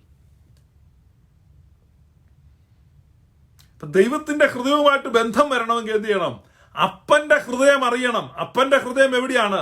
ഇളയ മകൻ എവിടെയാണ് അലഞ്ഞു തിരിഞ്ഞു നടക്കുന്നത്? അതുവഴി കറങ്ങിക്കൊണ്ടിരിക്കുകയാണ് അപ്പന്റെ ഹൃദയം. Father's heart is with the younger one. Shepherd's heart is with the lost one. ഈ സ്ത്രീയുടെ വെപ്രാളം കയ്യിലിരിക്കുന്ന 9 ദ്രവ്യയെക്കുറിച്ചല്ല, നഷ്ടപ്പെട്ട ദ്രവ്യയെക്കുറിച്ചാണ്. അപ്പൊ നഷ്ടപ്പെട്ടതിനോട് ഒപ്പം ഹൃദയം ചേർത്ത് വെക്കുന്നെങ്കിൽ അവിടെയാണ് പൗലോസ്ലീഹ പറയുന്നത്, V have the mind of Christ. ഞങ്ങൾക്ക് ക്രിസ്തുവിന്റെ മനസ്സുണ്ട്. അവിടെയാണ് ദൈവം പ്രസാദിക്കുന്നത്. ഇവിടെയാണ് നമ്മൾ ദൈവരാജ്യത്തെക്കുറിച്ചും സ്വർഗരാജ്യത്തെക്കുറിച്ചുമുള്ള നമ്മുടെ സങ്കല്പങ്ങൾ മാറി മറിയുന്നത്.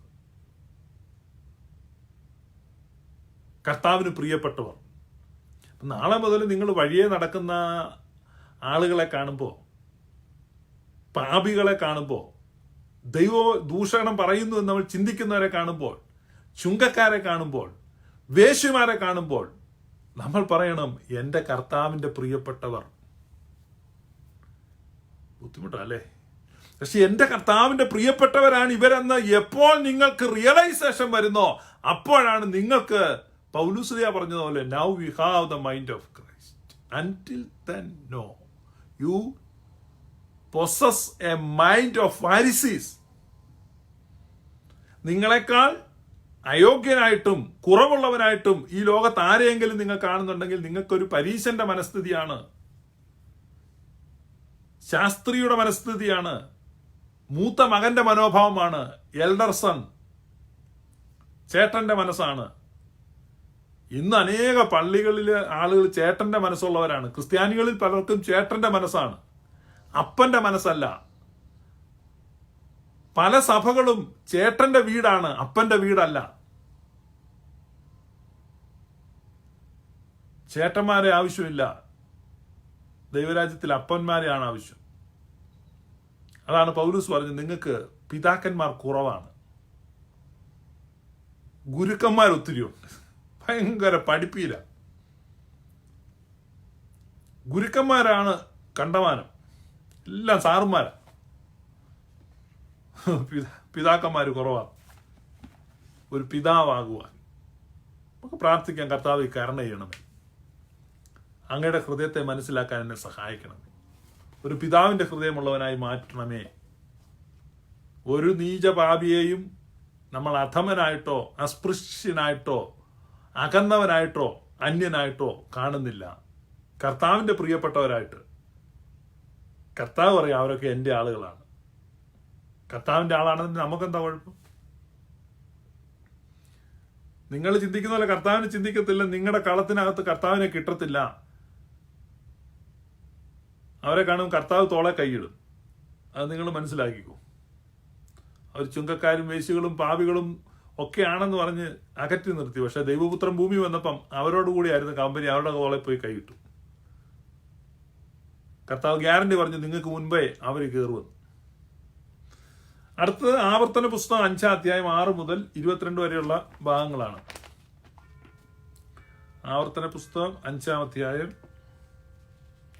6 മുതൽ 22 വരെ വളരെ ലോങ് ഭാഗമാണ്.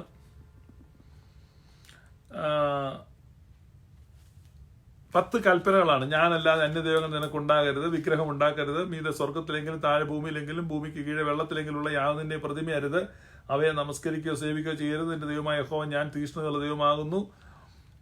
നിന്റെ ദൈവമായ യഹോവയുടെ നാമം വൃഥാ എടുക്കരുത്. നിന്റെ നാമം വൃഥാ എടുക്കുന്നതിനെ യഹോവ ശിക്ഷിക്കാതെ വിടുകരുത്. നിന്റെ ദൈവമായ യഹോവ നിന്നോട് കൽപ്പിച്ചു പോലെ ശബ്ബത്ത് നാൾ ശുദ്ധീകരിച്ച് ആചരിക്കുക. 6 ദിവസം അധ്വാനിച്ച് നിന്റെ വേലയൊക്കെ ചെയ്യുക. 7-ാം ദിവസമോ അടങ്ങിയിരിക്കുക. നിനക്ക് ദീർഘായുസ് ഉണ്ടാകുവാൻ നിന്റെ ദൈവമായ യഹോവ നിനക്ക് തരുന്ന ദേശത്ത് നന്നായിരിക്കാൻ ദൈവമായ യഹോവ നിന്നോട് കൽപ്പിച്ചു പോലെ നിന്റെ അപ്പനെയും അമ്മയെയും ബഹുമാനിക്കുക. കൊല ചെയ്യരുത്, വ്യഭിചാരം ചെയ്യരുത്, മോഷ്ടിക്കരുത്, കൂട്ടുകാരന്റെ നേരെ കള്ളസാക്ഷ്യം പറയരുത്, കൂട്ടുകാരന്റെ ഭാര്യയെ മോഹിക്കരുത്, കൂട്ടുകാരന്റെ ഭവനത്തെയും നിലത്തെയും അവന്റെ വേലക്കാരനെയും വേലക്കാരത്തെയും അവന്റെ കാളയെയും കഴുതയും കൂട്ടുകാരനുള്ള യാതൊന്നിനെയും മോഹിക്കരുത്. 10 കൽപ്പനയാണ്. ഈ 10 കൽപ്പനകളിൽ പൗലുസ്ലീഹ എല്ലാ കൽപ്പനയും പാസ്സായതാണ്. 10ാമത്തെ കൽപ്പന വന്നപ്പോൾ പൊളിഞ്ഞുപോയി. റോമാലേഖനം എഴുതുമ്പോൾ പറയാണ്, ഈ മോഹിക്കരുത് എന്നൊരു കൽപ്പന ന്യായപ്രമാണത്തിൽ ഇല്ലായിരുന്നെങ്കിൽ ഞാൻ ഒരു നാളും പാപത്തെ അറിയുകയില്ലായിരുന്നു. അപ്പം മോഹിക്കരുത് എന്നുള്ള കൽപ്പന. ബാക്കി ഫിസിക്കലായിട്ട് ഒന്നിച്ചു കുഴപ്പമില്ല. വ്യഭിചാരം ചെയ്തിട്ടില്ല, കൊലപാതകം ചെയ്തിട്ടില്ല, മോഷ്ടിച്ചിട്ടില്ല, പക്ഷെ മോഹിച്ചിട്ടുണ്ട്.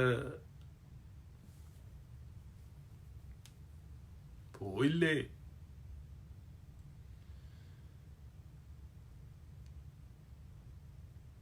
നമ്മുടെ ആളുകളുടെയൊക്കെ അങ്ങനെയാണ്. വ്യഭിചാരം ചെയ്തിട്ടുണ്ടേ, ഏതെങ്കിലും സ്ത്രീയോട് മോഹം തോന്നിയിട്ടുണ്ടോ എപ്പോഴെങ്കിലും?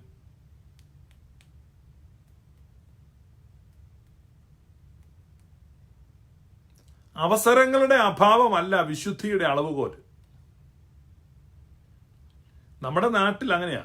അവസരങ്ങളുടെ അഭാവം കൊണ്ട് വിശുദ്ധരായവരാ. അപ്പൊ നിങ്ങൾ എന്നെ കേൾക്കുന്ന നിങ്ങൾ അവസരങ്ങളുടെ അഭാവത്തിൽ വിശുദ്ധനായിട്ടിരിക്കുന്നതാണെങ്കിൽ ആ വിശുദ്ധി ദൈവം കണക്കാക്കുന്നില്ല. 10ാമത്തെ കൽപ്പനയിൽ എല്ലാം പൊളിച്ചടുക്കി പറയാണ്, മോഹിക്കരുത്. കൂട്ടുകാരൻ്റെ നല്ലൊരു പേന ഇരിപ്പുണ്ട്, അത് കിട്ടിയിരുന്നേ കൊള്ളായിരുന്നു, പക്ഷെ അടിച്ചു മാറ്റാൻ സന്ദർഭം കിട്ടാത്തതുകൊണ്ടാണ്. മോഷണം നടന്നു കഴിഞ്ഞു. അപ്പൊ കൂട്ടുകാരൻ്റെ ഏതെങ്കിലും വസ്തു നമ്മൾ മോഹിച്ചാൽ മോഷ്ടാവാണ്. കൂട്ടുകാരന്റെ ഭാര്യയെ നമുക്ക് മോഹിച്ചാൽ വ്യഭിചാരിയാണ്. കൂട്ടുകാരനെ പകയ്ക്കുന്നവൻ കൊലപാതകനാണ്. ധൈര്യമില്ലാത്തത് കൊണ്ടോ, ആരോഗ്യമില്ലാത്തത് കൊണ്ടോ, ശക്തിയില്ലാത്തത് കൊണ്ടോ, പോലീസിനെ പേടിച്ചിട്ടോ, ജയിലിൽ പോകുമെന്ന് പേടിച്ചിട്ടോ, സൽപ്പേര് പോകുമെന്ന് പേടിച്ചിട്ടോ, പല കാരണങ്ങളാണ്. പണ്ട് ഞങ്ങളുടെ നാട്ടിൽ ഒരുത്തനുണ്ട്, ആത്മഹത്യ ചെയ്യാൻ പോയി. അപ്പൊ എന്നോടൊക്കെ പറഞ്ഞു, ഇന്ന് രാത്രി ആത്മഹത്യ ചെയ്യും, ട്രെയിനിന്റെ മുമ്പിൽ ചാടി ചാകാൻ പോവാന്നൊക്കെ പറഞ്ഞു. പിറ്റേ ദിവസം പുള്ളിയെ കണ്ടു രാവിലെ. അപ്പൊ ഞാൻ ചോദിച്ചു, ട്രെയിനിന്റെ മുമ്പിൽ ചാടാൻ ഇന്നലെ പുള്ളി പറഞ്ഞു പോയി, പക്ഷെ ട്രെയിനിന്റെ ഒച്ച കേട്ട് പേടിച്ചു പോയി പോകുന്നു പറഞ്ഞു. ഈ ട്രെയിൻ ഇങ്ങനെ വരുന്നത് കേട്ടപ്പോഴേക്ക് പുള്ളിക്ക് പേടിയായി. അങ്ങനെ പുള്ളി ചാകാൻ സ്ഥിരമായിട്ട് നടന്നതാണ്. പിന്നൊരു പ്രാവശ്യം പുള്ളി തൂങ്ങിച്ചാൻ വേണ്ടി മാവേ കയറി നീറാന്ന് പറഞ്ഞ് ഇറങ്ങിപ്പോന്നു. അപ്പടി നീറാന്ന് ഇങ്ങനെ ഉണ്ട്. എന്ന് പറഞ്ഞ പോലെയാണ്. നിങ്ങൾ മനസ്സിലാക്കണം, മോഹിക്കരുത്. അവസരങ്ങളുടെ അഭാവം കൊണ്ട് വിശുദ്ധരായിരിക്കുന്നവരാണ് നമ്മുടെ ഇടയിൽ ഒരുപാട് വിശുദ്ധന്മാർ. അവരാണ് അവസരം കിട്ടിയവനെ ക്രൂശിക്കാൻ നടക്കും. പോലീസിനെ പേടിച്ചിട്ട്, സൽപ്പേര് പോകുമെന്ന് പേടിച്ചിട്ട്, ജയിലിൽ പോകാൻ പേടിച്ചിട്ട്, അങ്ങനെയൊക്കെ പല ആളുകളും കൊലപാതകം ചെയ്യും. പക്ഷെ പക ഉള്ളിൽ വെച്ചുകൊണ്ട് നടക്കുകയാണ്. മനസ്സിലായോ? പെന്തക്കോസ്തുകാര് എന്ന് പറയുന്ന ആളുകളുണ്ട്. അവരൊത്തിരി പേര് ഇപ്പൊ കഴിഞ്ഞ ദിവസം ഞാൻ ചാകാനേ വേണ്ടി പ്രാർത്ഥിക്കുന്ന കേട്ടില്ലേ? കൈ കിട്ടിയാൽ കൊല്ലും, പക്ഷെ പേടിച്ചു തുറമാനായിട്ട് കൊല്ലത്തില്ലായിരിക്കും. എന്നാലും കൊന്നില്ലണമെന്ന് ആഗ്രഹമുണ്ട്. പിന്നെ വേറെ ആരെങ്കിലും കൊന്നിരുന്നൊക്കെ ആഗ്രഹിക്കുന്നു. കർത്താവ് പുറമേ ഉള്ളതൊന്നും നോക്കുന്നില്ല, അകമേ ഉള്ളതാണ് നോക്കുന്നത്. ഹാർഡ്വെയർ അല്ല, സോഫ്റ്റ്വെയർ ആണ് നോക്കുന്നത്. കർത്താവ് സോഫ്റ്റ്വെയർ റൺ ചെയ്യും. നിന്റെ അകത്തെ ചിന്തകൾ അത് കേവലം ചിന്തകൾ മാത്രമാണ് നിങ്ങൾക്ക്, പക്ഷെ കർത്താവിന് അത് യാഥാർത്ഥ്യമാണ്. വീണ്ടും ഞാൻ പറയാം, നിങ്ങളുടെ ചിന്തകൾ നിങ്ങളെ സംബന്ധിച്ച് അത് ചിന്തകൾ മാത്രമാണ്, പക്ഷെ കർത്താവിനെ സംബന്ധിച്ച് അത് യാഥാർത്ഥ്യമാണ്. കാരണം ഗോഡ് ഈസ് സ്പിരിറ്റ്, ദൈവം ആത്മാവാകും. ലോകത്തിലെ ഒരു കോടതിയിലും ചിന്തിക്കുന്നതിന് കേസെടുക്കത്തില്ല. ഒരേ സമയം 1000 പെണ്ണുങ്ങളെ നിങ്ങൾ മോഹിച്ചുകൊണ്ടിരുന്നാലും ലോകത്തിലെ ഒരു കോടതിയിൽ കേസ് വരത്തില്ല. പലരുടെയും വസ്തുക്കൾ നിങ്ങൾ മോഹിച്ചുകൊണ്ടിരുന്നാൽ അതിന് കേസില്ല. തട്ടിയെടുത്തു എന്ന് പറഞ്ഞ കേസൊന്നുമില്ല. നിങ്ങളൊരു 100 പേരെ കൊല്ലണം എന്ന് മനസ്സിൽ പ്ലാൻ ചെയ്തുകൊണ്ടിരുന്നാലും വിരോധവും വൈരാഗ്യവും വെറുപ്പും വെച്ചുകൊണ്ടിരുന്നാലും ലോക കോടതികളിൽ കേസില്ല. കാരണം ലോക കോടതികൾ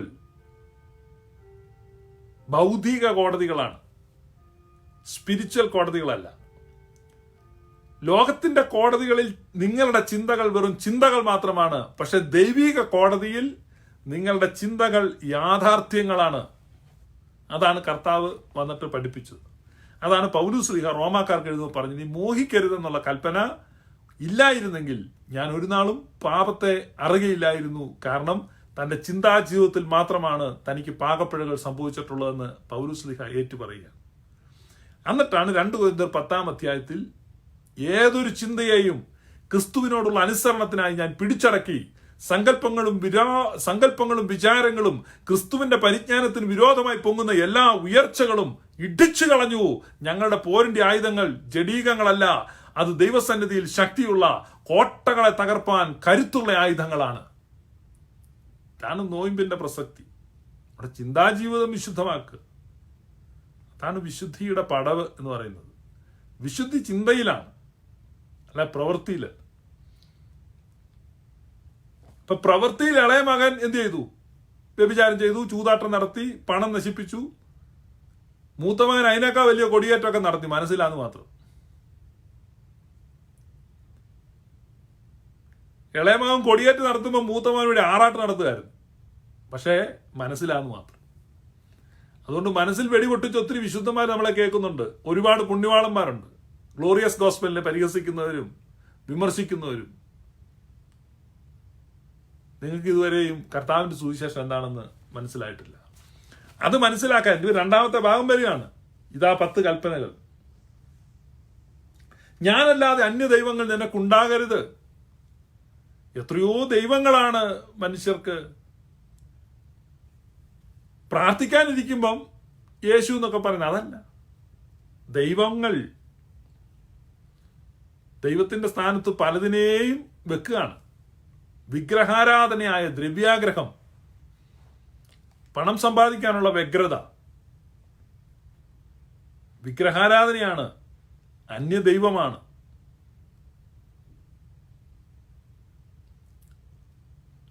ഇപ്പൊ കേരളത്തിൽ പല ആളുകൾക്കും ഈ കേരളത്തിലെ ആരോഗ്യമന്ത്രി ഒരു ദൈവമാണ്. മനസ്സിലായോ? നമ്മൾ ദൈവത്തിന് പകരം എന്തിനെ ആരാധിക്കുന്നോ അത് ദൈവമാണ്. ഞാനല്ലാതെ അന്യ ദൈവങ്ങൾ നിനക്ക് ഉണ്ടാകരുത്. നിന്റെ പ്രശംസയുടെയും നിന്റെ സ്തുതിയുടെയും എല്ലാം ഒബ്ജക്റ്റ്, നിന്റെ ലൈഫിന്റെ ആധാരം, നിന്റെ ശ്വാസത്തിന്റെ പ്രഭവ കേന്ദ്രം ദൈവമാണെന്നുള്ള തിരിച്ചറിവ്, അതാണ് ഞാനല്ലാതെ അന്യ ദൈവങ്ങൾ നിനക്കുണ്ടാകരുതെന്ന് പറയും. പ്രശംസിക്കുന്നതിന് യഹോവയിൽ പ്രശംസിക്കട്ടെ. വിഗ്രഹം ഉണ്ടാക്കരുത്. ദ്രവ്യാഗ്രഹമാണ് വിഗ്രഹാരാധന എന്ന് പൗലോസ് ശ്ലീഹ നമ്മെ പഠിപ്പിക്കുന്നുണ്ട്. 3, നിന്റെ ദൈവമായ യഹോവയുടെ നാമം വൃഥ എടുക്കരുത്. ദൈവനാമം വൃഥ എടുക്കരുത്. 4, ശബത്തിനെ വിശുദ്ധീകരിക്കണം. പിന്നെ അപ്പനെയും അമ്മയും ബഹുമാനിക്കണം. ഇത് സ്വന്തം അപ്പനെയും അമ്മയും ബഹുമാനിക്കുക എന്ന് പറഞ്ഞാൽ കർത്താവിന്റെ അമ്മയെ വരെ ചീത്ത വിളിക്കുന്നവരാണ് ഇവിടെ ഉള്ളത്. ഇതൊന്നും ഇപ്പോഴത്തെ നമ്മുടെ അപ്പനെ അമ്മയെ ബഹുമാനിക്കുന്നില്ലെന്ന് പറഞ്ഞിട്ട് അങ്ങ് പോയി കർത്താവിന്റെ അമ്മയെ കൊണ്ട് ചീത്ത വിളിക്കും. അത്ര കറക്റ്റാണ്. കൊല ചെയ്യരുതെന്ന് നമ്മൾ പറയുമ്പം സഹോദരനെ പയക്കുന്നവൻ കൊലപാതകനാണ്. വ്യഭിചാരം ചെയ്യരുതെന്ന് അടുത്ത കൽപ്പന വരുമ്പോൾ സ്ത്രീയെ മോഹിച്ചവൻ വ്യഭിചാരിയാണ്. മോഷ്ടിക്കരുതെന്ന് വരുമ്പോൾ മറ്റുള്ളവന്റെ സ്വത്തുക്കൾ ആഗ്രഹിക്കുന്നവൻ മോഷ്ടാവാണ്. അപ്പൊ ഇതെല്ലാം ആ ഒരു രീതിയിൽ വായിച്ച് ഗ്രഹിക്കണം. അപ്പോൾ മനസ്സിലാകും മൂത്ത മകനും ഇളയ മകനും തമ്മിലുള്ള വ്യത്യാസം അവിടെ മനസ്സിലാവും. അടുത്തത് സങ്കീർത്തനങ്ങൾ 41-1 മുതൽ 3 വരെ. എളിയവനെ ആദരിക്കുന്നവൻ ഭാഗ്യവാൻ, അനർത്ഥ ദിവസത്തിൽ യഹോവ അവനെ വിടുവിക്കും. 3 വാക്യമേ ഉള്ളൂ നമുക്ക് ധ്യാനിക്കാനായിട്ട്. എളിയവനെ ആദരിക്കുന്നവൻ ഭാഗ്യവാൻ, അനർത്ഥ ദിവസത്തിൽ യഹോവ അവനെ വിടുവിക്കും. യഹോവ അവനെ കാത്ത് ജീവനോടെ പാലിക്കും. അവൻ ഭൂമിയിൽ ഭാഗ്യവാനായിരിക്കും. അവന്റെ ശത്രുക്കളുടെ ഇഷ്ടത്തിന് നീ അവനെ ഏൽപ്പിക്കുകയില്ല. യഹോവ അവനെ രോഗശയ്യയിൽ താങ്ങും. ദീനത്തിൽ നീ അവന്റെ കിടക്കയെല്ലാം മാറ്റിവിരിക്കുന്നു. എളിയവനെ ആദരിക്കുക. കാരണം എന്താണെന്ന് വെച്ചാൽ ഈ എളിയവരിൽ ഒരുത്തിന് ചെയ്യുന്നതൊക്കെയും എനിക്ക് ചെയ്തു. ഈ ഓർത്തഡോക്സിയുടെ ബേസിക് പ്രിൻസിപ്പിൾ അതാണ്. ഇത്രയും നാൾ നിങ്ങൾ ഈ ലൈവുകളിലൂടെ വന്ന് നിങ്ങൾക്ക് മനസ്സിലായി കാണും എന്ന് വിചാരിക്കും. ഏറ്റവും ബേസിക് പ്രിൻസിപ്പിൾ, നമ്മളാണ് ഏറ്റവും ചെറിയവൻ എന്ന് മനസ്സിലാക്കുക, ബാക്കിയുള്ളവരെ നമ്മളെക്കാൾ യോഗ്യരായിട്ട് എണ്ണുക. ഇതൊക്കെയാണ് അതിന്റെ പ്രിൻസിപ്പിൾ. സദൃശ്യവാക്യങ്ങൾ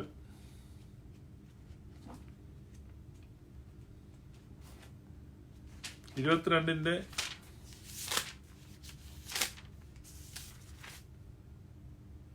1 മുതൽ 12 വരെ. അനവധി സമ്പത്തിലും സൽകീർത്തിയിലും വെള്ളിയിലും പൊന്നിലും കൃപയും നല്ലത്. ധനവാനും ദരിദ്രനും തമ്മിൽ കാണുന്നു, അവരെയൊക്കെയും ഉണ്ടാക്കിയവൻ യഹോവ തന്നെ. വിവേകമുള്ളവൻ അനർത്ഥം കണ്ട് ഒളിച്ചുകൊള്ളുന്നു, അല്പബുദ്ധികളോ നേരെ ചെന്ന് ഛേദപ്പെടുന്നു. താഴ്മയ്ക്കും യഹോവ ഭക്തിക്കുമുള്ള പ്രതിഫലം ധനവും മാനവും ജീവനുമാകുന്നു. വക്രന്റെ വഴിയിൽ മുള്ളും കുടുക്കുമുണ്ട്, തന്റെ പ്രാണനെ സൂക്ഷിക്കുന്നവൻ അവയോട് അകന്നിരിക്കട്ടെ. ബാലൻ നടക്കേണ്ടുന്ന വഴിയിൽ അവനെ അഭ്യസിപ്പിക്കുക, വൃദ്ധനായാലും അത് വിട്ടുമാറുകയില്ല. ധനവാൻ ദരിദ്രന്മാരെ ഭരിക്കുന്നു, കടം മേടിക്കുന്നവൻ കടം കൊടുക്കുന്നവന് ദാസൻ. നീതികേട് വിതയ്ക്കുന്നവൻ ആപത്ത് കൊയ്യും, അവന്റെ കോപത്തിന്റെ വഴി ഇല്ലാതെയാകും. ദയാകടാക്ഷമുള്ളവൻ അനുഗ്രഹിക്കപ്പെടും, അവൻ തന്റെ ആഹാരത്തിൽ നിന്ന് അഗതിക്ക് കൊടുക്കുന്നുവല്ലോ. പരിഹാസിയെ നീക്കിക്കളയുക, അപ്പോൾ പിണക്കം പൊയ്ക്കൊള്ളും, കലഹവും നിന്നയും നിന്നുപോകും. ഹൃദയശുദ്ധി ഇഷ്ടപ്പെടുന്നവന് അതരലാവണ്യമുണ്ട്, രാജാവ് അവന്റെ സ്നേഹിതൻ. യഹോവയുടെ കണ്ണ് പരിജ്ഞാനമുള്ളവനെ കാക്കുന്നു, ദ്രോഹികളുടെ വാക്കോ അവൻ മറിച്ച് കളയുന്നു. അപ്പൊ ഈ ഭാഗത്തും ഏറ്റവും പ്രധാനപ്പെട്ടത് പാവപ്പെട്ടവരെ സഹായിക്കുക, എളിയവനെ ആദരിക്കുക, ദരിദ്രനെ സഹായിക്കുക, കൃപ തോന്നി വായ്പ കൊടുക്കുക. ദയാകടാക്ഷമുള്ളവൻ അനുഗ്രഹിക്കപ്പെടും, അവൻ തന്റെ ആഹാരത്തിൽ നിന്ന് അഗതിക്ക് പങ്കുവെച്ചു കൊടുക്കുന്നു. ഇതൊക്കെയാണ് പറയുന്നത്. പിന്നെ ഒരു പ്രധാനപ്പെട്ട ഒരു വാക്യം അതിനകത്തുള്ളത്, പരിഹാസിയെ നീക്കിക്കളഞ്ഞാൽ പിണക്കം പൊയ്ക്കൊള്ളും എന്ന് പറഞ്ഞാൽ ഏത് പിണക്കവും പോകണമെങ്കിൽ അതിനകത്തുള്ള പരിഹാസിയെ മാറ്റിയാൽ മതി. പ്രത്യേകിച്ച് ഇപ്പം ട്രോളന്മാരെന്ന് പറയും, മനസ്സിലായോ? ഇപ്പൊ ഈ യാക്കോബായ ഓർത്തഡോക്സ് വഴക്ക് നടന്നുകൊണ്ടിരിക്കുക, വലിയ പിണക്കവും വഴക്കുമാണ്. ഇതിനകത്ത് ഏറ്റവും കൂടുതൽ എണ്ണ ഒഴിച്ചു കൊടുക്കുന്ന ആരാണ്? ഈ ഫേസ്ബുക്കിൽ ട്രോൾ ചെയ്യുന്നവരാണ്. ബൈബിൾ പറയുകയാണ് ട്രോളന്മാരെ മാറ്റി കളയാമെങ്കിൽ പിണക്കമൊക്കെ മാറുമെന്ന്. പക്ഷെ അത് ചെയ്യത്തില്ല. ട്രോളന്മാരിൽ നിന്ന് ആവേശം ഉൾക്കൊണ്ടാണ് എല്ലാവരും നിൽക്കുന്നത്. ട്രോളന്മാർ മാറാമെങ്കിൽ പിണക്കം മാറും. അപ്പൊ ഇരു നേതൃത്വങ്ങളും ഇനി മുതൽ ട്രോൾ ചെയ്യുന്നവരെ സഭയിൽ നിന്ന് പുറത്താക്കാൻ തീരുമാനിച്ചു. ഒറ്റ മാസം കൊണ്ട് പിണക്കം തീരും. പരിഹാസമാണ് വഴക്കുകളെ മൂർച്ഛിപ്പിക്കുന്നത്. അത് ഉത്തരവാദിത്ത സ്ഥാനങ്ങളിൽ ഇരിക്കുന്നവരും പരിഹസിക്കുന്നുണ്ട്. പരിഹാസങ്ങൾ സ്റ്റോപ്പ് ചെയ്യാമെങ്കിൽ വഴക്കുകൾ കുറയും എന്നാണ് ബൈബിളിലെ സദൃശ്യവാക്യം പറയുന്നത്. അതാണ് ഇന്നത്തെ വേദവായന ഭാഗത്തിലുള്ള ഒരു വാക്യം. അടുത്ത എന്താണ് എന്ന് നോക്കാം. ദാനിയേൽ പ്രവചനമാണ്, 4-ാം അധ്യായം.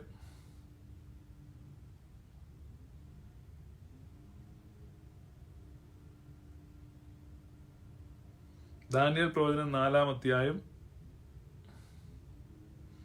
24 മുതൽ 37 വരെയുള്ള വാക്യങ്ങളാണ്.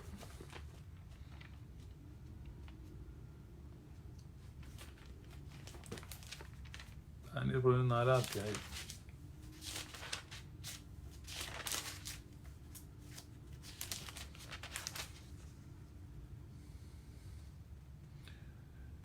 രാജാവ് കണ്ടാൽ രാജാവ് അതിന്റെ അർത്ഥം, എന്റെ യജമാനായ രാജാവിന്റെ മേൽ വരുന്ന അത്യുന്നതനായ എന്റെ വിധി ഇത് തന്നെ. തിരുമേനിയെ മനുഷ്യരുടെ ഇടയിൽ നിന്ന് നീക്കിക്കളയും. തിരുമനസിലെ വാസം കാട്ടുമൃഗങ്ങളോടുകൂടിയാവും. തിരുമേനിയെ കാളയെപ്പോലെ പുല്ല് തീറ്റും. തിരുമേനി ആകാശത്തിലെ മഞ്ഞുകൊണ്ട് നനയും. ഇത് നെബൂഖദ്നേസറിന് ഉണ്ടാകുന്ന ഒരു ദൈവശിക്ഷയെക്കുറിച്ച്. അതെന്തുകൊണ്ടാണെന്ന് വെച്ച് കഴിഞ്ഞാൽ അഹങ്കാരം നിഗളമാണ്. അപ്പം അഹങ്കാരമുള്ള മനുഷ്യർക്ക് വരുന്ന താഴ്ചയെക്കുറിച്ച്, അതിന് തൊട്ടുമുമ്പ് വായിച്ച വാക്യങ്ങളൊക്കെ താഴ്മയുള്ളവർക്ക് കൊടുക്കുന്ന മാന്യതയെക്കുറിച്ചാണ്. ഇപ്പൊ താഴ്മയുള്ളവരെ ഉയർത്തും.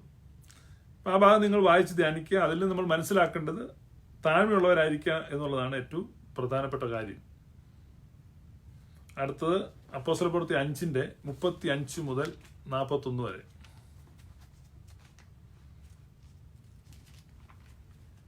അപ്പോസ്തലപ്രവൃത്തി 5:31. ഇസ്രായേലിന് അവൻ ഇസ്രായേൽ പുരുഷന്മാരെ, ഈ മനുഷ്യന്റെ കാര്യത്തിൽ നിങ്ങൾ എന്ത് ചെയ്യുവാൻ പോകുന്നെന്ന് സൂക്ഷിച്ചുകൊള്ളുവീൻ. ഈ നാളുകൾക്ക് മുമ്പ് ത്യൂദാസ് എന്നവൻ എഴുന്നേറ്റ് താൻ മഹാൻ എന്ന് നടിച്ചു. ഏകദേശം 400 പുരുഷന്മാർ അവനോട് ചേർന്നുകൂടി. എങ്കിലും അവൻ നശിക്കുകയും അവനെ അനുസരിച്ചവർ എല്ലാവരും ചിന്നി ഒന്നുമല്ലാതാകുകയും ചെയ്തു. അവന്റെ ശേഷം ഗലീലക്കാരനായ യൂദ ചാർത്തലിന്റെ കാലത്ത് എഴുന്നേറ്റ് ജനത്തെ തന്റെ പക്ഷം ചേരുവാൻ വശീകരിച്ചു. അവന് നശിച്ചുപോയി. അവനെ അനുസരിച്ചവരൊക്കെ ചിതറിപ്പോയി. ആകയാൽ ഈ മനുഷ്യനെ വിട്ട് ഒഴിഞ്ഞുകൊള്ളുവീൻ എന്ന് ഞാൻ നിങ്ങളോട് പറയുന്നു. ഈ ആലോചനയോ പ്രവൃത്തിയോ മാനുഷികം എന്ന് വരികിൽ അത് നശിച്ചു പോകും. ദൈവികമെങ്കിലോ നിങ്ങൾക്കത് നശിപ്പിക്കാൻ കഴിയുകയില്ല. നിങ്ങൾ ദൈവത്തോട് പോരാടി നിന്ന് വരരുതല്ലോ എന്ന് പറഞ്ഞു. ഗമാലിയേലിന്റെ ഉപദേശമാണ് നമ്മളവിടെ കാണുന്നത്. അപ്പോസ്തലന്മാർക്കെതിരെ നടപടിയെടുക്കാൻ തുടങ്ങുമ്പോൾ ഗമാലിയേൽ പറയുകയാണ്, 400 പേരെ കൂട്ടി ഒരുത്തൻ ഒരു സഭ തുടങ്ങിയായിരുന്നു അവിടെ, തത്യൂസ് എന്ന് പറയുന്ന ഒരുത്തൻ. അതൊക്കെ നശിച്ചുപോയി. അതുകൊണ്ട് ഇവരുടേത് മാനുഷികമാണെങ്കിൽ നശിച്ചു പോയിക്കോളും, ദൈവികമാണെങ്കിൽ നിലനിൽക്കും. ദൈവികമാണെങ്കിൽ നമ്മൾ എതിർത്തിട്ടും കാര്യമില്ല, അത് നിലനിൽക്കും. അതുകൊണ്ട് ടൈം കൊടുക്കുക. Time will prove. അതുകൊണ്ട് ദൈവികമാണെങ്കിൽ നമ്മൾ വെറുതെ ദൈവത്തോട് മത്സരിച്ച് വെറുതെ ശിക്ഷ മേടിച്ച് കെട്ടണ്ട. നമുക്കതുകൊണ്ട് ഇവരെ വെറുതെ വിടാമെന്ന് ഗമാലിയേൽ ഉപദേശിക്കുകയാണ്. അങ്ങനെ അവർ അപ്പോസ്തലന്മാരെ വെറുതെ വിട്ടു. 2 കൊരിന്ത്യർ 1-ാം അധ്യായം 13 മുതൽ 22 വരെയുള്ള വാക്യങ്ങളാണ് അടുത്തത്.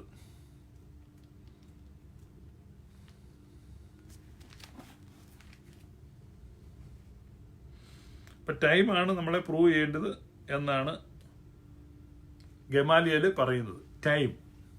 ഇപ്പൊ പെന്തക്കോസ്ത് സഭകളെ സംബന്ധിച്ച് നോക്കിക്കഴിഞ്ഞാൽ അതിന്റെ തുടക്കം മുതൽ നിങ്ങൾ നോക്കുക. തുടക്കത്തിലുണ്ടായിരുന്ന എല്ലാ എത്തിക്സും പ്രിൻസിപ്പിൾസും അവരുടെ നയങ്ങളും എല്ലാം മാറിപ്പോയി. അവരുടെ ഇടയ്ക്ക് ആരോ തോന്നി ആഭരണം ഇടുന്നത് ശരിയല്ല എന്ന് ആർക്കോ ഒരാൾക്ക് തോന്നി അതൊരു ഉപദേശമാക്കി അത് പ്രചരിപ്പിച്ചു. ഇപ്പൊ 100 വർഷമായി കഴിഞ്ഞാൽ പറയാം അത് കുഴപ്പമില്ല, ഇടുന്നതിന് കുഴപ്പമില്ല, അത് വെറും ഒരു ചിന്ത മാത്രമാണ്, അബദ്ധമാണ്. അതുപോലെ മരുന്ന് കഴിക്കരുത് എന്ന് പറഞ്ഞ ആളുകൾക്ക് ഇപ്പം ഡോക്ടർമാരുണ്ട്, നേഴ്സുമാരുണ്ട്, അവരുടെയും ദശാംശം വാങ്ങുന്നുണ്ട്. ഇപ്പൊ അതൊന്നും കുഴപ്പമില്ല. ഇപ്പം ചോദിക്കുമ്പോൾ ഞങ്ങളങ്ങനെ പറഞ്ഞിട്ടേ ഇല്ല, ആര് എപ്പോൾ പറഞ്ഞെന്നാ ചോദിക്കും. ഇപ്പൊ സൗകര്യപൂർവം ഇവർ പറഞ്ഞ ഉപദേശങ്ങളെ വിഴുങ്ങുകയോ വിസ്മരിക്കുകയോ ചെയ്തുകൊണ്ട് ഇവരല്ലാതായി മാറുകയാണ്. അപ്പൊ കാലം പ്രൂവ് ചെയ്യുകയാണ്, ടൈം പ്രൂവ് ചെയ്തുകൊണ്ടിരിക്കുകയാണ്. ഇപ്പൊ ടൈമിനെ അതിജീവിക്കുവാൻ അവർക്ക് കഴിയുന്നില്ല. ഗമാലിയേൽ അതാണ് പറഞ്ഞത്, നമ്മൾ സമയത്തിന് വിട്ടുകൊടുക്കുക. ഇപ്പൊ സമയം മുന്നോട്ട് പോകുമ്പോൾ ഇത് സത്യമാണോ ഇല്ലയോ എന്ന് നമുക്ക് മനസ്സിലാകും. എല്ലാ കാര്യത്തിലും അതാണ്. അപ്പൊ സത്യോപദേശം മാത്രം നിലനിൽക്കും. അതുകൊണ്ടാണ് ആകാശവും ഭൂമിയും കടന്നു പോകും, എന്നാൽ സത്യോപദേശം ഒരിക്കലും മാറിപ്പോകുന്നില്ല.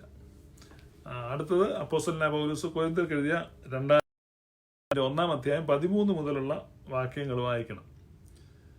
നിങ്ങൾ വായിക്കുന്നതും ഗ്രഹിക്കുന്നതുമല്ലാതെ മറ്റൊന്നും ഞങ്ങൾ നിങ്ങൾക്ക് എഴുതുന്നില്ല. നമ്മുടെ കർത്താവായ യേശുവിന്റെ നാളിൽ നിങ്ങൾ ഞങ്ങൾക്ക് എന്ന പോലെ ഞങ്ങൾ നിങ്ങൾക്കും പ്രശംസയാകുന്നു എന്ന് നിങ്ങൾ ഞങ്ങളെ ഏറെക്കുറെ ഗ്രഹിച്ചതുപോലെ അവസാനത്തോളം ഗ്രഹിക്കും എന്ന് ഞാൻ ആശിക്കുന്നു. ഇങ്ങനെ ഉറച്ചിട്ട് നിങ്ങൾക്ക് രണ്ടാമതും ഒരു അനുഗ്രഹം ഉണ്ടാകണമെന്ന് വെച്ച് നിങ്ങളുടെ അടുക്കൽ വരുവാനും നിങ്ങളുടെ വഴിയായി മക്കദോനിക്ക് പോയി പിന്നെയും മക്കദോനിയയിൽ നിന്ന് നിങ്ങളുടെ അടുക്കലേക്ക് തന്നെ വരുവാനും നിങ്ങളാൽ യഹൂദിയയിലേക്ക് യാത്ര അയക്കപ്പെടുവാനും ഞാൻ വിചാരിച്ചിരുന്നു. ഇങ്ങനെ വിചാരിച്ചതിൽ ഞാൻ ചാബല്യം കാണിച്ചുവോ? അല്ലെങ്കിൽ എന്റെ വാക്ക് ഉവ്വ് ഉവ്വ് ഇല്ല ഇല്ല എന്നാകുവാൻ തക്കവണ്ണം എന്റെ നിരൂപണം ജഡീക നിരൂപണമോ? നിങ്ങളോടുള്ള ഞങ്ങളുടെ വചനം ഒരിക്കൽ ഉവ്വ് എന്നും മറ്റൊരിക്കൽ ഇല്ല എന്നുമായിരുന്നില്ല എന്നതിന് വിശ്വസ്തനായ ദൈവം തന്നെ സാക്ഷി. ഞാനും സിൽവനാസും തിമോത്തിയോസും നിങ്ങളുടെ ഇടയിൽ പ്രസംഗിച്ച ദൈവപുത്രനായ യേശുക്രിസ്തു ഒരിക്കൽ ഉവ്വ് എന്നും മറ്റൊരിക്കൽ ഇല്ല എന്നുമായിരുന്നില്ല. അവനിൽ ഉവ്വ് എന്ന് മാത്രമേ ഉള്ളൂ. ദൈവത്തിന്റെ വാഗ്ദാനങ്ങൾ എത്ര എണ്ണമുണ്ടെങ്കിലും അവനിൽ ഉവ്വ് എന്നത്രേ. അതുകൊണ്ട് ഞങ്ങളാൽ ദൈവത്തിന് മഹത്വം ഉണ്ടാകുമാറ് അവനിൽ ആമേൻ എന്നും തന്നെ. ഞങ്ങളെ നിങ്ങളോടുകൂടെ ക്രിസ്തുവിൽ ഉറപ്പിക്കുന്നതും നമ്മെ അഭിഷേകം ചെയ്തതും ദൈവമല്ലോ. പൗലുസ്ലിഹയുടെ പേഴ്സണൽ ലെറ്റർ ആണ്. പൗലുസ്ലിഹ കൊരിന്ത്യക്കാരോട് പറയാണ്, എന്റെ ആഗ്രഹം നിങ്ങളുടെ അടുക്കിലേക്ക് ആദ്യം വരിക, എന്നിട്ട് അവിടുന്ന് മക്കദോനിക്ക് പോവുക, പിന്നെ മക്കദോനിയയിലെ മിനിസ്ട്രി കഴിഞ്ഞ് തിരിച്ച് മക്കദോനിയയിൽ നിന്ന് വീണ്ടും നിങ്ങളുടെ അടുക്ക വരിക, എന്നിട്ട് നിങ്ങളുടെ യഹൂദിക്ക് യാത്ര അയക്കപ്പെടുക. ഇതാണ് എന്റെ ആഗ്രഹം. ഒരു പേഴ്സണൽ ലെറ്റർ പൗലൂസ് എഴുതുകയാണ്. പിന്നെ അവിടെ പറയാണ്, ദൈവത്തിന്റെ വാഗ്ദാനങ്ങൾ എത്ര എണ്ണം ഉണ്ടെങ്കിലും അതെല്ലാം ക്രിസ്തുവിലാണ് പൂർത്തിയാകുന്നത്. ക്രിസ്തുവിലേക്ക് നോക്കുക തന്നെ. ക്രിസ്തുവിന്റെ താഴ്മയാണ് നമ്മൾ കാണുന്നത്, ക്രിസ്തുവിന്റെ താഴ്ച. അപ്പൊ ക്രിസ്തുവിനെ പോലെ താഴ്മയുള്ളവരായി തീരുക. ക്രിസ്തുവിലാണ് വാഗ്ദാനങ്ങൾ പൂർത്തിയാകുന്നത്. ഒത്തിരി പേർക്കും തെറ്റാണ്. ഒത്തിരി പേർ യേശുവിന്റെ നാമത്തിൽ എന്ന് പറഞ്ഞിട്ട് എല്ലാ വാഗ്ദാനങ്ങളും വരട്ടെ, പ്രത്യക്ഷപ്പെടട്ടെ എന്നൊക്കെ പറഞ്ഞ് അട്ടഹസിക്കും.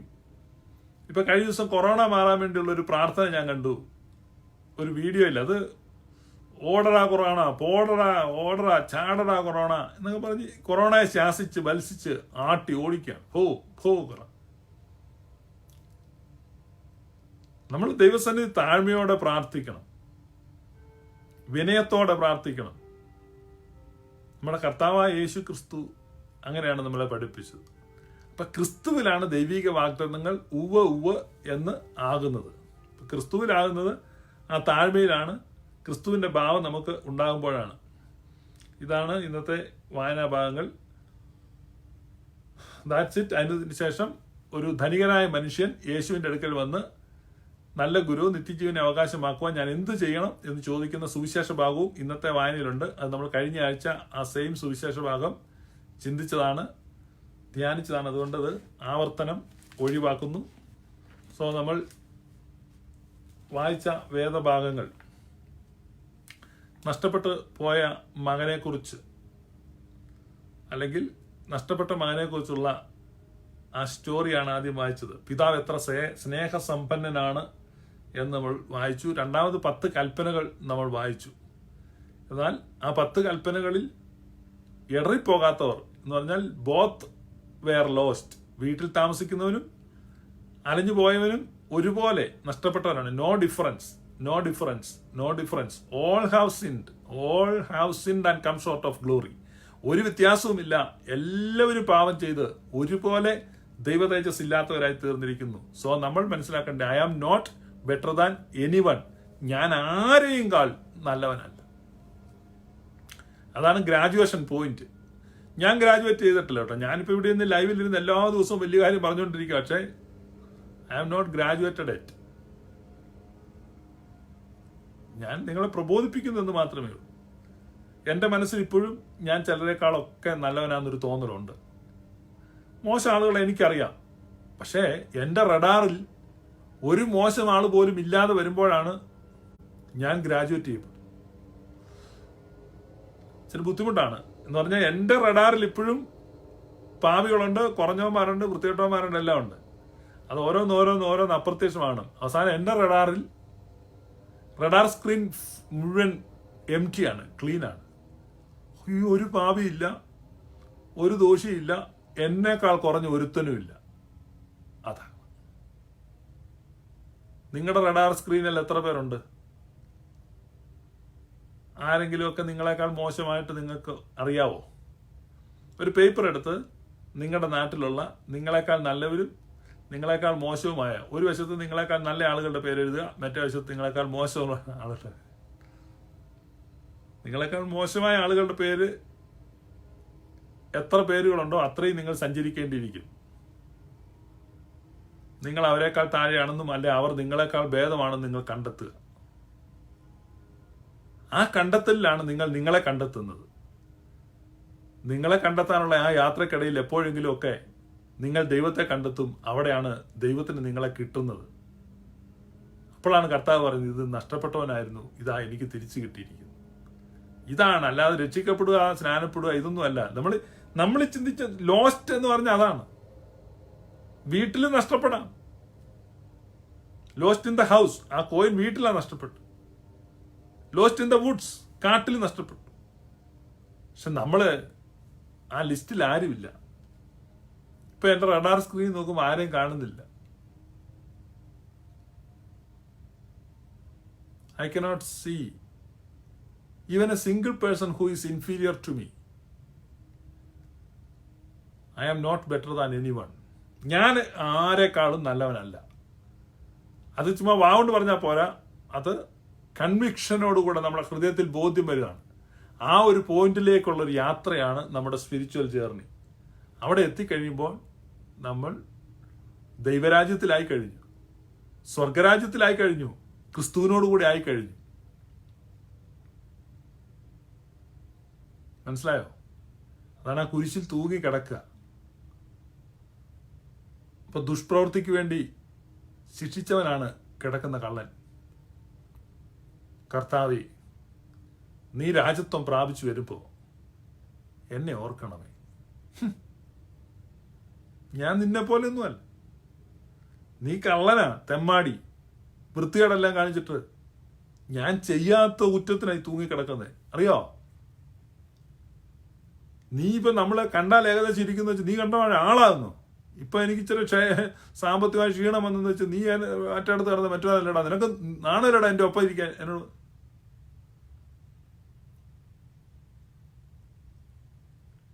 കർത്താവ് അതുമെല്ലാം പറഞ്ഞോ?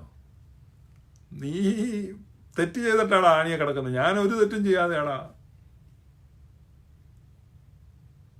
നീ എന്നോട് കൂടെ പറുദീസായിലിരിക്കും. ആ ദുഷ്പ്രവർത്തിക്കാരുടെ കൂടെ പറുദീസായിലിരിക്കാൻ നിനക്ക് മനസ്സുണ്ടോ? നിന്റെ നാട്ടിലെ പാപികൾ, ദോഷികൾ, തെമ്മാടികൾ, ചുങ്കക്കാർ, വേശ്യകൾ,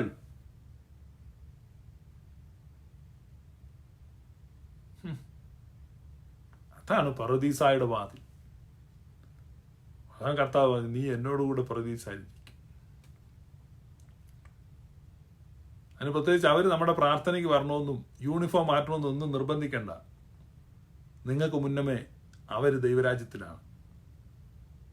നിങ്ങളുടെ കരുണയാൽ നിങ്ങളുടെ കെയർ ഓഫിൽ അവരെ സ്വർഗത്തിൽ കയറ്റാൻ നിങ്ങൾ ശ്രമിക്കുമ്പോൾ നിങ്ങൾ അന്ധരാണ്. സത്യത്തിൽ അവരുടെ കെയർ ഓഫിൽ അവരുടെ കരുണയാൽ നിങ്ങളാണ് ദൈവരാജ്യത്തിൽ കടക്കേണ്ടത്. കാരണം ഈ എളിയവരിൽ ഒരുവനെ കൈക്കൊള്ളുന്നവൻ എന്നെ കൈക്കൊള്ളുന്നു. ആയിരിക്കുന്ന അവസ്ഥയിൽ പാപികളെ സ്നേഹിക്കുവാനും കൈക്കൊള്ളുവാനും അവരെ നമ്മളെക്കാൾ ശ്രേഷ്ഠരായി എണ്ണുവാനും ആ ഒരു ഗ്രേറ്റ് റെവലേഷനിലേക്ക് പോവുക ഈ നോയമ്പിന്റെ ദിവസങ്ങളിൽ, ഈ തീർത്ഥയാത്രയിൽ നിങ്ങൾക്ക് അത് സാധിക്കട്ടെ എന്ന് ഞാൻ പ്രാർത്ഥിക്കുന്നു. ഞാൻ പിന്നെ എന്നും പറയുന്ന പോലെ ഞാൻ പിന്നെ പറയാണ്, it is not that easy. May God bless you. Thank you. കർത്താവേ, നല്ല വിവേകം വർദ്ധിപ്പിക്കണമെന്നിൽ നീ സൗരഭ്യത്താൽ നിന്നെ എനിക്ക് ഇമ്പപ്പെടുത്താനിടവരണേ.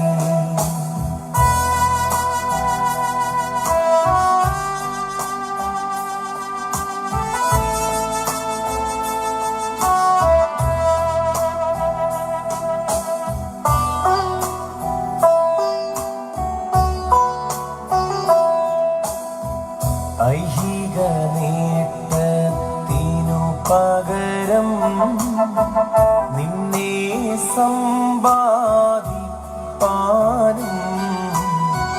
നിന്നെ സ്നേഹിച്ചീ ലോകം നിരസിപ്പാനും കൃപ ചെയ്യുക.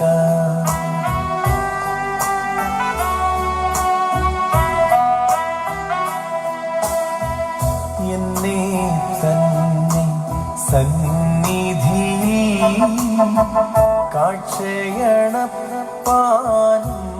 നാഥ, എന്നെ നിനക്കു സുഗന്ധമതാ അർപ്പിപ്പാനും കൃപ ചെയ്യുക.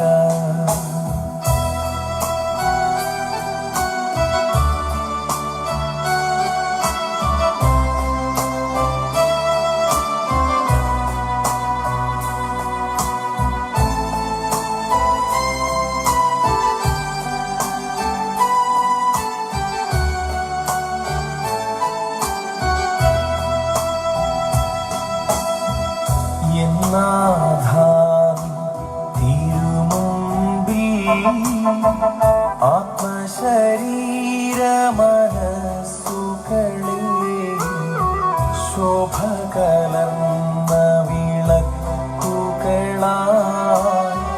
ഞാൻ കത്തിപ്പാരാകണമേ.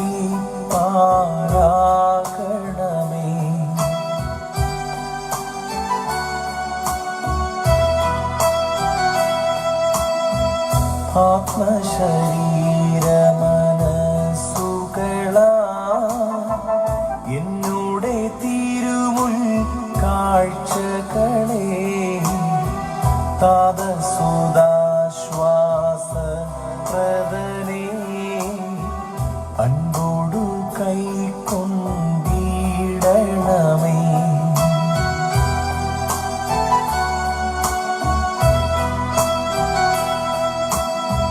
സ്വർഗസ്ഥ പിതാവേ എന്നിൽ മാനസശുദ്ധി വരുത്തണമേ. ദൈവസുതാ നീ എന്നാത്മാവിന്നു വിശുദ്ധി വരുത്തണമേ.